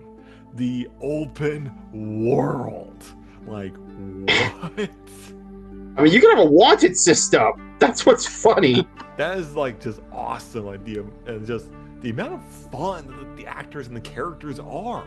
Like you first introduce the Mint. They're the most adorable like opening like first girls you meet in a gacha game. And she literally calls you Coco because you smell nice and you smell like Coco. God, that kitty's asking for it. That's all I'm gonna say. Yeah. And then you get introduced to the organization you're a part of, and then you meet Hiyori and then like her group, and then we just had a freaking D&D style like storyline. Like, what the hell are we doing? Yeah. Look, it can get crazy, and yeah, I'll admit some of the story so far has been a little crazy, but overall, the idea of anomalies, these kind of weird interdimensional beings in this world, is really interesting. The hangouts, like you could buy an apartment and have your characters hang out in it, and like you could sleep in a bed, hold hands, swim, like, and some of the combat is pretty interesting, you know. Plus, You can. Fun fact: you can actually, if you're doing like a overworld boss, some of your other characters, even characters you don't own, will come in to help sometimes. And I'm like, ooh, That does help out a lot. yeah. For I mean, how currently, new it is, I recommend it. Yeah, I recommend recommend it. Pretty solid. My only criticism with it is that sometimes the flashes can be a bit too much for my eyes, but that's it. True. That's my only criticism I have with it. This is definitely the most anime gotcha. That's all I'm gonna Yeah. say. It is. It It's is. very, very anime. Oh, Overlord. Overlord. I do not 2. know much about the Overlord games. Never played Overlord. Okay, this basically you play as a villain, and you start out as a villain, but you can go like kind of neutral villain to evil Overlord villain. I like that idea. And for what it is, it's fun. And also like you need this types of like games to come back. How you can even turn one of your love interests fully evil just to sleep with you. Oh, fuck, that's awesome. Yeah. You want to sleep with a yandere? Definitely do this. Basically, so yeah, this one, Nicholas can agree with me, and I know this was on his list. It's a virtual success. It was such a fun game to do. I think the sequel is what would be Nicholas's GOAT. What do you think? Oh, this one, garbage. This one was fucking garbage. Well, shit. Okay. But let's go into a very good franchise with Persona. Persona 3 yeah. Starting Okay. with Persona 3 Reload. I've heard about the original Persona 3, how it's kind of bullshit how you're only controlling Makoto while everyone else is AI controlled. So imagine how many times they might kill themselves, as well as the stamina system. But the remake, or the what is it? Reboot, remaster, remake? What is It's a it? remake. I would say it's more of like a remaster. No, it's But this it's game- Reboot. Holy crap! I mean, yes, it does take a lot from Persona 5, but damn, like going to the port city, becoming this new kid in this group that hunts shadows, going to Tartarus. I agree, Tartarus isn't that great, but going to each level, the music changes, the atmosphere changes. You're like, oh damn! Plus, I do like some of the characters in this game. Especially since, spoiler, one of them actually dies, and you're like, oh, fuck. That made me Like, cry. This whole game, Steam, death. And yeah, it's really fucked up. You thought Persona 5 was dark? This game takes It's it one away of the from darkest Persona games. I know. Plus, like, the fact that this whole game is fully voiced. Like, even Hangout Fest, there's fully voiced. Out of the new cast, I love them. Like, holy crap. And the That's ending, honestly like my favorite cast line, like but all of the them. ending, oh my god, the ending, dude, this was the most fucked up ending in Persona game, especially if you play the DLC with episode Aegis. Like, fuck, man, this game, It gets depressing. yes, success. It burns my dread. Okay, it burns my freaking dread. That's where I would put it. Absolutely virtual success. But we got to. Or continue going with the definitive version of P5, Persona 5 Royal. Now, I enjoyed the first Persona game. Like, for the first Persona 5 game, it was very fun. Persona 5 Royal added a lot more to it, and I actually had a lot of fun with it. Like, it expanded Akechi's character, because here's the thing, I was not a fan of Akechi in the original game. Royal made me love him. In the new romance option that we got with Yoshizawa, that was very good, and what we got with Maruki. Oh, holy crap! Like that was the front runner for emotion. What they were gonna do for him. yeah, and a great example of how you can make a perfect sympathetic villain. Yeah, this is still my favorite role that Billy Komatsu's done. Yeah, but I will say it still had some of the problems that the original P5 had. Like, Morgana was like, it was like hit or miss, and some of the other characters, while they did have a little more going for it, some of them were very underutilized. Yeah. Haru. Fuck. So much potential with Haru, and she's a good character, but I wish they'd done a little bit more. So, for what we got for Persona 5 Royal, I did almost consider it to be one of my GOATs, but I'm putting it in virtual success, because there's another game that I know I love just as much. If not Nice. Alrighty. Okay. And Strikers! Okay, this is the one that gave Haru more screen time. Yeah. Okay. Persona 5 Striker, very, very different style Persona game. It's basically Dynasty Warriors meet Persona. Basically, like, this is kind of like a Soto sequel to Persona 5 in a sense. The story kind of continues it after the events of the end of Persona 5. You rekindle with the group, and then you introduce two new characters to join your group. With Sophie, and even a new detective comes in to join the group. Oh, I love Zenkichi, man. And Poor some dad. of the hangout events, some of the fights, and honestly, the prison system in Persona 5 Strikers is honestly to me better than Persona 5 Royal. Yeah, it was. About that. I mean, granted though, yes, the combat could be, it's repetitive because it's like, it is kind of the same developers from the Dynasty Warrior franchise that are doing it. Yeah, it gets a little repetitive, but for what it is, I still recommend it. But the cast is still great. The voices are still like who they are. Just like even some of the hangouts are still funny as hell. Like you The literally gold get stopped by, brick like, all scene. 3 other girls to like question you, who do you like, and you just run away. Yeah, but no, the one that got me busting out laughing the most is the gold brick. Oh That my gosh. was like the fact that Ryuji was like, I love you, buddy. send it but back. You are a dumbass at times, dude. I love how he immediately said he regretted it. It's like, send the everything back. Yeah. So I recommend this game. I easily recommend this game. Yeah, I recommend it. Oh, Legends Arceus. Pokemon Legends Ooh, a Arceus. game that kind of changed Pokemon. Yeah, that one changed Pokemon in a good way. Like, this is basically like them celebrating the anniversary of Sinnoh. Like, you get to explore the origins of it. Like, you get to learn about, like, people were actually terrified of Pokemon. Some of them are very nervous. And it makes sense, because, like, if you're in the open world, you can actually run into the Pokemon, and they can attack you. That is pretty frightening, especially if you run into an alpha Pokemon. Those things are terrifying. Yeah.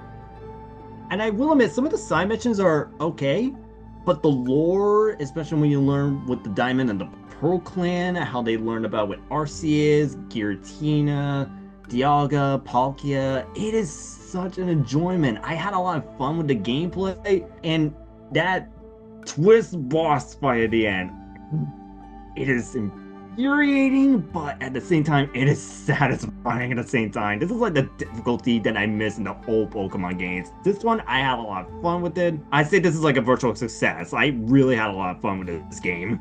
Agreed. Plus, it honestly has like the starter lineup, in my opinion. You got Oshawott, you got Rowlet, you got Cyndaquil, and their forms, I love it. I love it a lot. Which Legends Z anniversary instead of having 2 starters? Yeah, ZA was like, it was fine, but Brilliant oh, Diamond this and one. Shining Pearl. Okay, this one hurts me because I grew up with Sinnoh, and I was hoping this one will be good, but this is like a 1-to-1 adaptation to it. Like, No. think about it. Fire Red and Leaf Green, it brought in the mechanics from Hoenn. That's good. Heart Gold and Soul Silver, it brought and expanded more on Johto. Omega Ruby and Alpha Sapphire, it brought in the Megas and it added the DLC to it. That's good. This one, it didn't really add a whole lot except make the gameplay a little bit faster, and you get early access to the Pokemon for the Platinum Dex, which you won't be able to unlock until you beat the main game.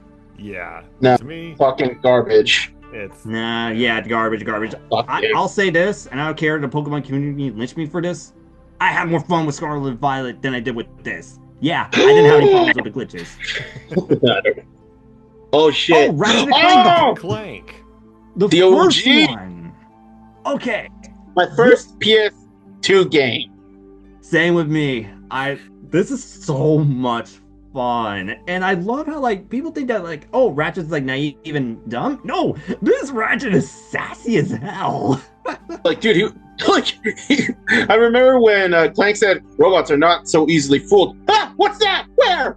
Uh-huh. I'm like, Uh-huh. oh. And then It has that classic humor to it. then we got the other joke. Hey, look, the plumber's cracked. What'd you say to me? I mean, look, the plumber's back. The plumber's like- back. It has Yeah. that witty humor that I love about it, Absolutely. and the way that they actually had their dynamic grow yeah, it is like the first game, so it wouldn't be all that perfect, but for what it is, it's pretty fun. And also, Drax as a villain? He's no Dr. Nefarious, but they gotta start off somewhere. Yeah. Plus, Kevin I Michael usually Richardson as the I villain. recommend the game. It's pretty good. Yeah, I recommend it. Recommend it. Oh, Wait. Up your arsenal. your arsenal. Take Okay. what we said about the first game, make it better. Okay, first of all, can we just agree that a lot of the old titles for Ratchet and Clank were very dirty? Go They- Commando, Up Your Arsenal, Size Matters. Like, this game, you're basically a commander now. You're a commando just leading a new squad against Dr. No, not Dr. Nefarious. No, yeah, Dr. Nefarious. Like, the dialogue's awesome. The new weapons are really cool. The banter just works. Like, this was Ratchet and Clank at their finest, honestly. Yeah, Like- it's easily. Yeah, so honestly, virtual success, in my Virtual opinion. I agree. My favorite joke was when Korg was arguing with his monkey. Like I thought we left everything in the woods behind. Wah! It was mating season. I didn't know that was your sister. Oh, how long were you there? Too long. Too long. Like, No, I still love Dr. Nefarious when he breaks. Red Yeah. Dead Oh 2. boy. What else can I say that hasn't been said about this game already? This just put it. We can't put it at GOAT, unfortunately, because we already. We can, you guys already use it, but virtual success is Yeah. still a good honor. So Trey would fucking have had a good. tough time to say, like, because I know he loves both Red Dead and Dispatch. Yeah, but Red Dead just Yeah. fucking amazing. Resident Evil. Fine. Okay. This game is not terrible, people. This game was fun. Okay, It's not, I honestly, love it. this is my first Resident Evil game. really? Mine was I Mine four. was 4. Like this, Jinx. like I loved Chris Redfield as a character. Yes, I even love him pushing a boulder. I thought that is cheesy fun. Because that's how I look at this. It's a cheesy, fun action movie with zombies. That's how I look at it. And I mean, yes, like is some of the cheese? Is it over the top? Is it like that? Yes, but Wesker as an antagonist and a villain, Wesker is awesome. He was at his peak. He was at his peak in this game. And Sheva, for an introduced new character to the franchise, which honestly should come back, I'm gonna be real. Same. She was Agreed. good. She's a really, like, you understand her journey, you understand her backstory. Also, And God, she's yeah, good. she is. And yes, like the controversies don't make any sense to me. I'm sorry, dude. They don't make any sense whatsoever. If you don't know, what I talk about it off camera. I don't need to dive into details about it. Am I crazy But- to say to put it in virtual success to give the middle fingers to the haters? Yeah, fuck it. I would do it. I'll say it. Especially that ending boss fight is obscure as hell, and I love it. But sticking with it, with the newest game, Resident Evil Requiem. Oh. Basically a sequel 20 years later after the bombing of Raccoon City in RE2. And when Leon comes back and you introduce Grace, who's technically connected to the original founder of Umbrella, how she is technically the cure to the T virus. Even though I will say it, the ending kind of like paints the founder of Umbrella in a better light, and it's like that doesn't make any sense because he wanted to be a god. Like, and I don't know, but this game, it is scary. Like, I've played this game in the dark at times, and I literally had to pause the game because I got jump scared quite a bit. First person is great. Leon sections are just like Resident Evil 4. It is a virtual success. It is one of the best Resident Evil games to me. Scarlet Nexus. Okay, is this like one of the best games that Bandai Namco did? Not really, but I wouldn't say it's bad. Sure, Yuito's storyline is pretty straightforward. It just introduces the mechanics to the game. But when you play Kasane's story route, though, that's where it actually really gets good. Oh yeah. Because, like, you had two different sides of, like, trying to figure out what's going on. And I honestly like how like each time you ran into them, you had to fight them. And I did like how at one point you actually play as the opposite sides too. And even some of the hangout events with them is pretty funny. Yeah, mostly on Kasane's side story thing, especially when she had to interact with like the womanizer. She freaking cheated in a crane game. God damn All it, of us Kasane. wish, yeah, all of us wish we could do that. But the gameplay and the bosses and the tone, it was actually pretty well handled. I actually had a lot of fun with it. Even the soundtrack, they were cooking with this one. If there was like one thing I felt like it was underwhelming was the main villain. I get why he was like that, but I felt like they could have done a little bit more with him. This is better than the anime. True Yeah, that. it's a lot better than the anime, but hey, I'd still recommend it. I would. And I still sorry, it's just I still can't get over like what Nicholas told me about like the final boss. That still cracks me up. Sekiro Shadows Die Twice. Is honestly my favorite of the Souls games, because like I didn't even know it was a Souls game until I looked it up. The crazy thing, I was being a mod for a streamer when he was playing this, and this is so good. The difficulty, the lore, the gameplay, it is amazing. It especially like how often you die. It also affects the choices that you make too. I thought that was very interesting. And the bosses though, the boss fight in the tower, that is just a taste to come for the final boss fight, which is a very great swan song to do. And even some of them are just like random as hell. The giant snake and the headless gorilla, those get me every time. But yeah, virtual success for this one. I definitely enjoyed this one. If this gets a sequel, good. If not, that's fine. Yeah, if not, sometimes the games can just be one and done. Yeah, it's good for what it is. This game, I have no idea. It was on Nicholas things. I'm just putting not bad, not good. I don't know. Yeah. Oh, Shin Megami Tensei. Megami Tensei Vengeance. I am replaying this game right now, and let me tell you, there are some stuff that I missed on my first playthrough that I did not see coming. And how this is what spawned off the Persona series. And you can tell. But how this works, like, it is like sci-fi and fantasy combined. That is so freaking good. You basically choose the main character's name as your own, and then you say it in the game. That's awesome. Atlas, why do you cook? Why do you cook in these games? A lot of your games have been bangers. Virtual success for Shin Megami Tensei 5. Not so much for this game. No. Garbage. I'm done. Done talking God about damn you, solo Ubisoft. modes. Just god damn you. Skyrim? Yeah, I know where Nicholas would put this. So, but Here, so you know where we're gonna put this. I don't care because there's actually a game that's missing that goes on this GOAT. So yeah, after all these years, I'm tired. I'm tired of hearing about it. Thank I'm you. really It's tired. so overrated. Sly 2! Sly 2. Oh, God. I didn't even play this is my first Sly game. I never played Sly 1, but Sly 2. The first mission with Paris. Oh man, like the first level is so iconic. I mean, the fact that you're playing as a crew of thieves trying to steal back parts of your old enemy to stop it from coming back. Awesome concept.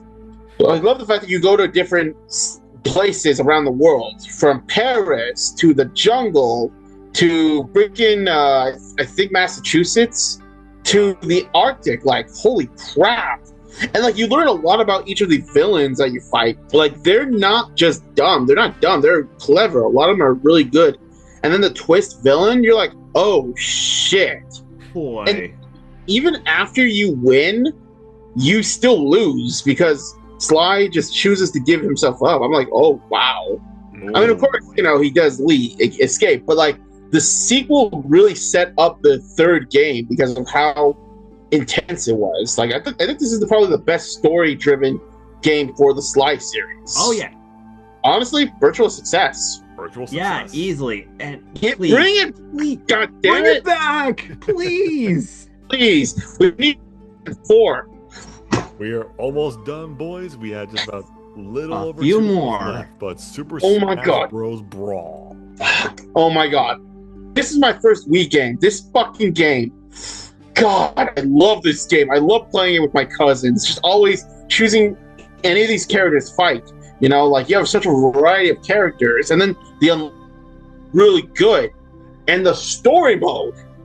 This is the first Smash game that has a story mode, like characters interacting.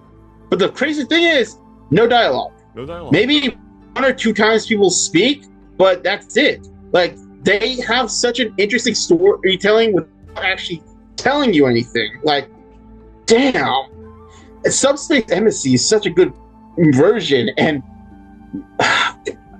Virtual Success. I can't say anymore. Like this is my game. Agreed. It's a part of childhood, yeah. About the other one? Ultimate. Yeah, while this may not be Super Smash Bros. Brawl hype, I still think for what it is, it's still fun, especially that they brought back everyone. Sure, I may not be a fan of some of the characters on there, but I love that Masahiro Sakurai put his heart and energy into this game. Like, yeah, the story mode is like, yeah, but the gameplay, everything else, like all of it, it was very enjoyable. And even the DLC. The guest character variety. Yeah, you got Joker, the heroes from Dragon Quest, Sephiroth, Cloud from Kingdom Hearts, Min, and even Pyra and Mitra from Xenoblade. You got so many great characters, and even Banjo and Kazooie. And not to mention some of the new characters they bring in. You know, we got Incineroar, we got Ridley. Like, we have Ridley! Yes! Like, holy Ridley. crap. Like, they brought so many characters. Yeah, they come out swinging. But, again, this is no Super Smash Bros. Brawl, so the best I could give it is I recommend it. It's still a fun game for what it is. I had a lot of fun with it. And if people are wondering, yeah, I'm a Ridley and Cloud main. Hey, you know what? That's fair, man. That's fair. Man. Oh, but the next game. Sonic Heroes! Sonic Sonic Heroes, Sonic Heroes. Yeah. Okay, this is my first Sonic game. It was so cool. I mean, you had to choose which path you go. Team Sonic, Team Shadow, Team Chaos, Team Amy, Rose. like whatever. I don't care about any of these, but I never played this. But like the fact that there's 4 different stories that eventually interconnect was really cool. I love the fact that each team has 3 types. You have a speedster, a brawler, and a flyer. And like the levels are so unique. Like there's different puzzles and stuff. And the main antagonist is not Eggman this time. It's Metal Sonic. This Like- version of Metal Sonic, oh, I love It's it. the best design. Death Metal really undersold how awesome he is. Like, wow. I mean, yeah, some of the levels are very tricky, like the rails and the canyon, but overall, this is one of my favorite Sonic games. So I'm gonna say, Pete, this is Virtual Success. Virtual Success. Yeah, like- success. The 2000 era was great for Sonic. You cannot tell me you don't get hyped hearing the song. Okay, you cannot tell me. Okay. Dreamcast era, that was the goat. Sorry, I gotta calm down. Space Marine 2.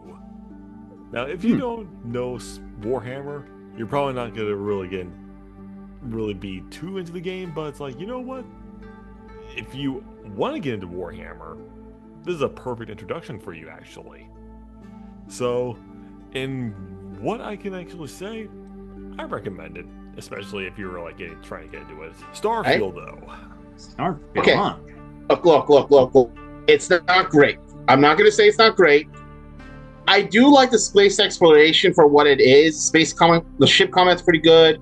I mean, some of the worlds are interesting, but that's pretty much it. In my opinion, it's not bad, but it's not good. It's like very very mid. That's all I'm going to say.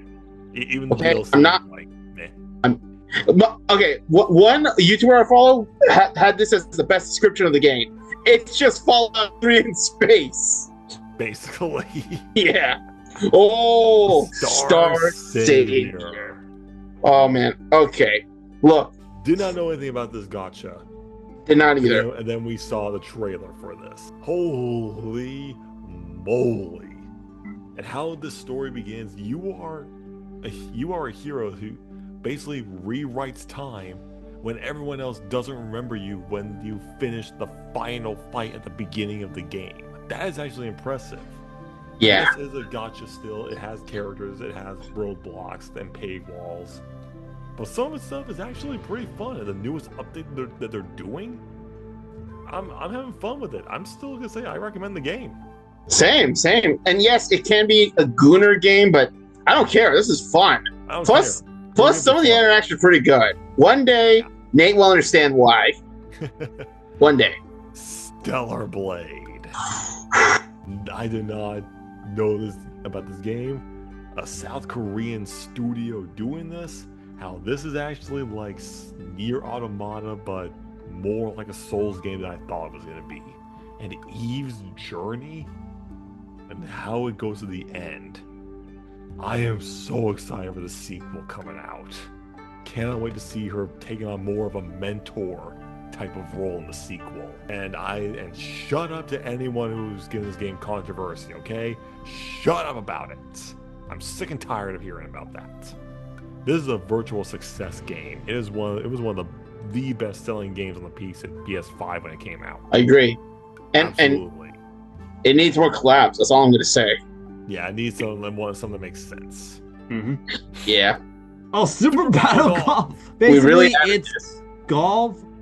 It's basically like online multiplayer golf battle. Like it's literally so it's like it ain't bad, but it's not good either. But it's just a dumb fun game. It's dumb fun. That's all I can say.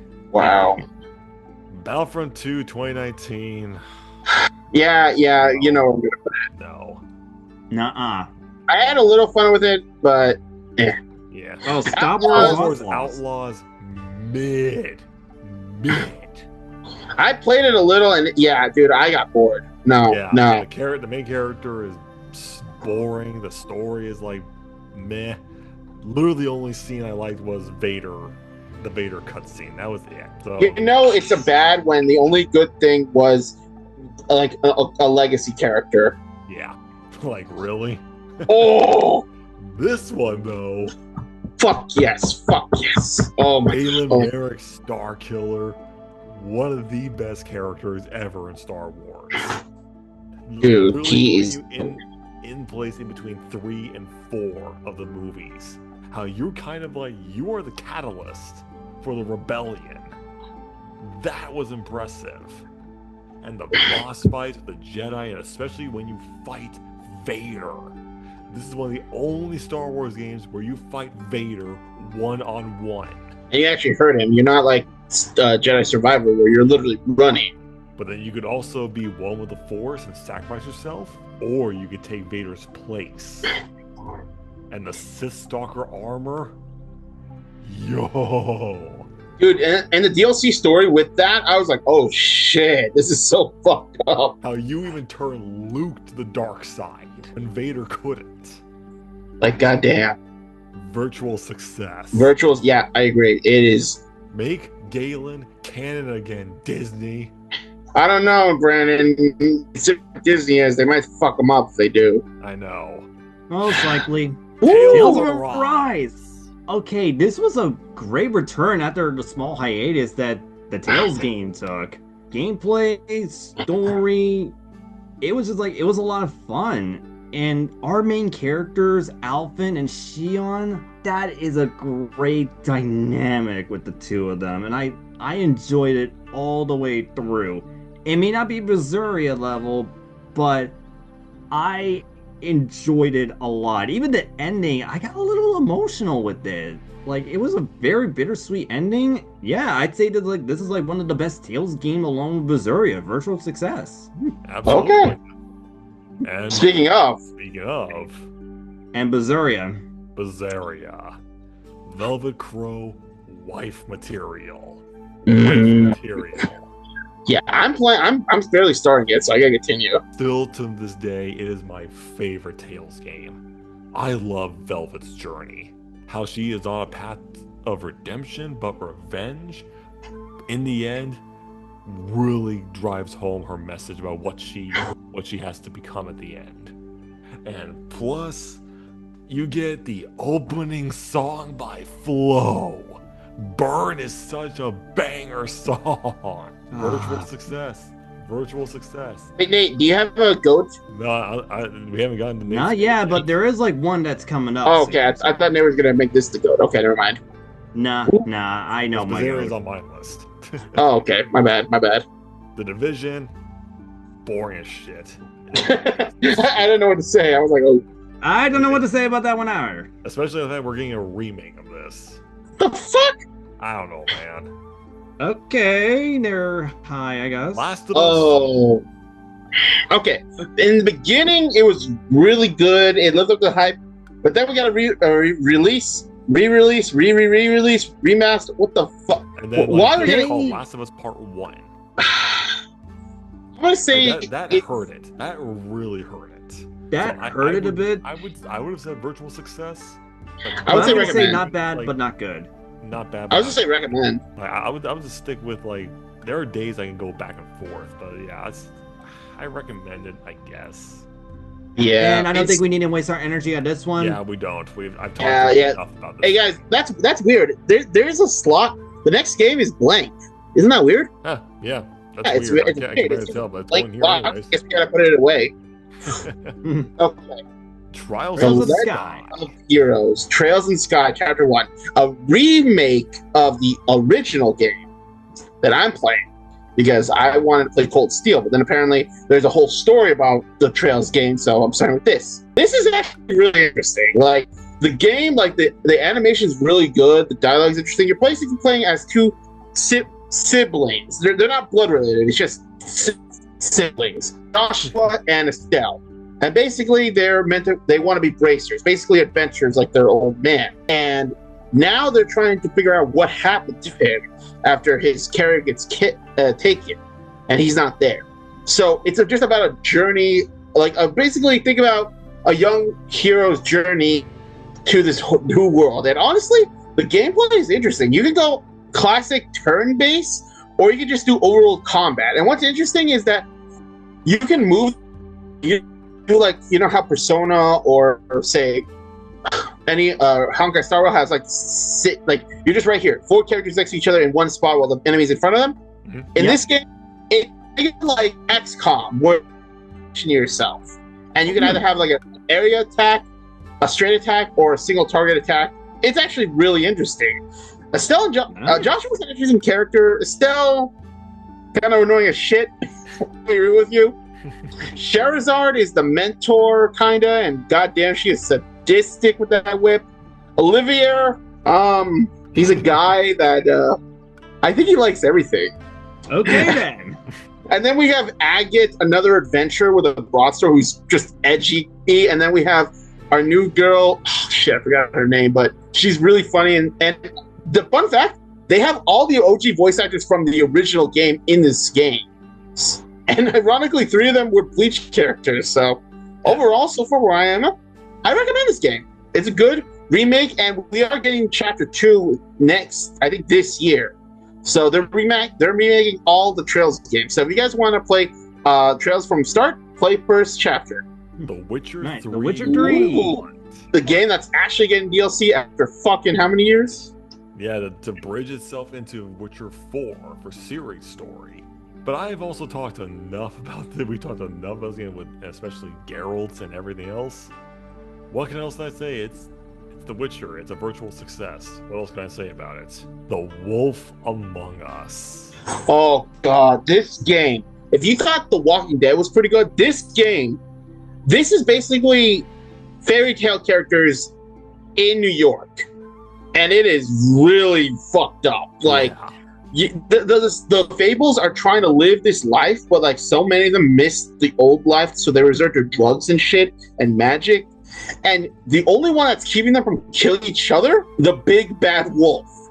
As it remember, the same wolf that tried to eat Little Red Riding Hood. He's the sheriff. The three little pigs. That Yep. is ironic. And just the story of this murder exposing the darkness of Fabletown, being trying to either redeem himself or embrace that big bad wolf status. Like, you get classic characters: Snow White, the Woodsman, Mr. Toad, the magic mirror from Sleeping Beauty, and there's so many other references. And the ending for season 1 is so ambiguous. You don't even know what's real. And now we're getting season 2. And now a remaster of the first game. So I'm gonna say this. I know some decisions don't matter, but overall, peak. This is peak. This is great. virtual This success. is great. Like, God, like Bigby is just such an interesting character, and the fact that he doesn't even eat anything, he just smokes. Yeah. His fridge is literally full of cigarettes. The point where he goes, guy. It's also either point he's where he smoking or he's goes- drinking. he even says, "I should have bought the smaller pack." Just like Bigby. Alrighty, Wu Chang Fallen Feathers is one of these newer Ooh, type of like Souls games I've been playing. It's more based on Chinese mythology. ooh, You are That's a interesting. female warrior that is actually branded by like the Fallen Feathers, hence the name. And you're basically trying to recover your memories from that. Oh. That were locked away during a war. And the designs of the enemies and the scale, it's great. It is such a fun time. And I found this on Game Pass. And I'm falling in love with it. I gotta play it, man. Shit, I got a lot of Oh. games I gotta play. Easy enough? I recommend it. I recommend it. Okay. Nice. Damn. Oh, Withering fuck. Waves. Oh, the Damn. gotcha that is dominating. This game, I got these two into.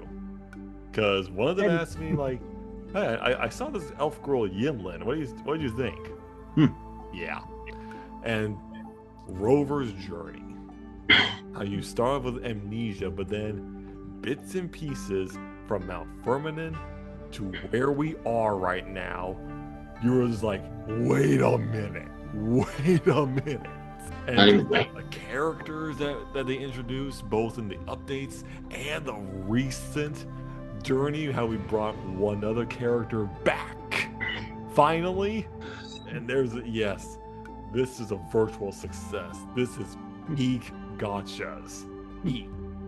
Like, take notes, Hoyo. And don't forget, we had the Cyberpunk collab, which Yep. one of the best collabs. Holy shit. Xenoblade Wait, what? Chronicles Oh, 2. nice. Oh, nice. My first Xenoblade game, and by far, this is freaking awesome.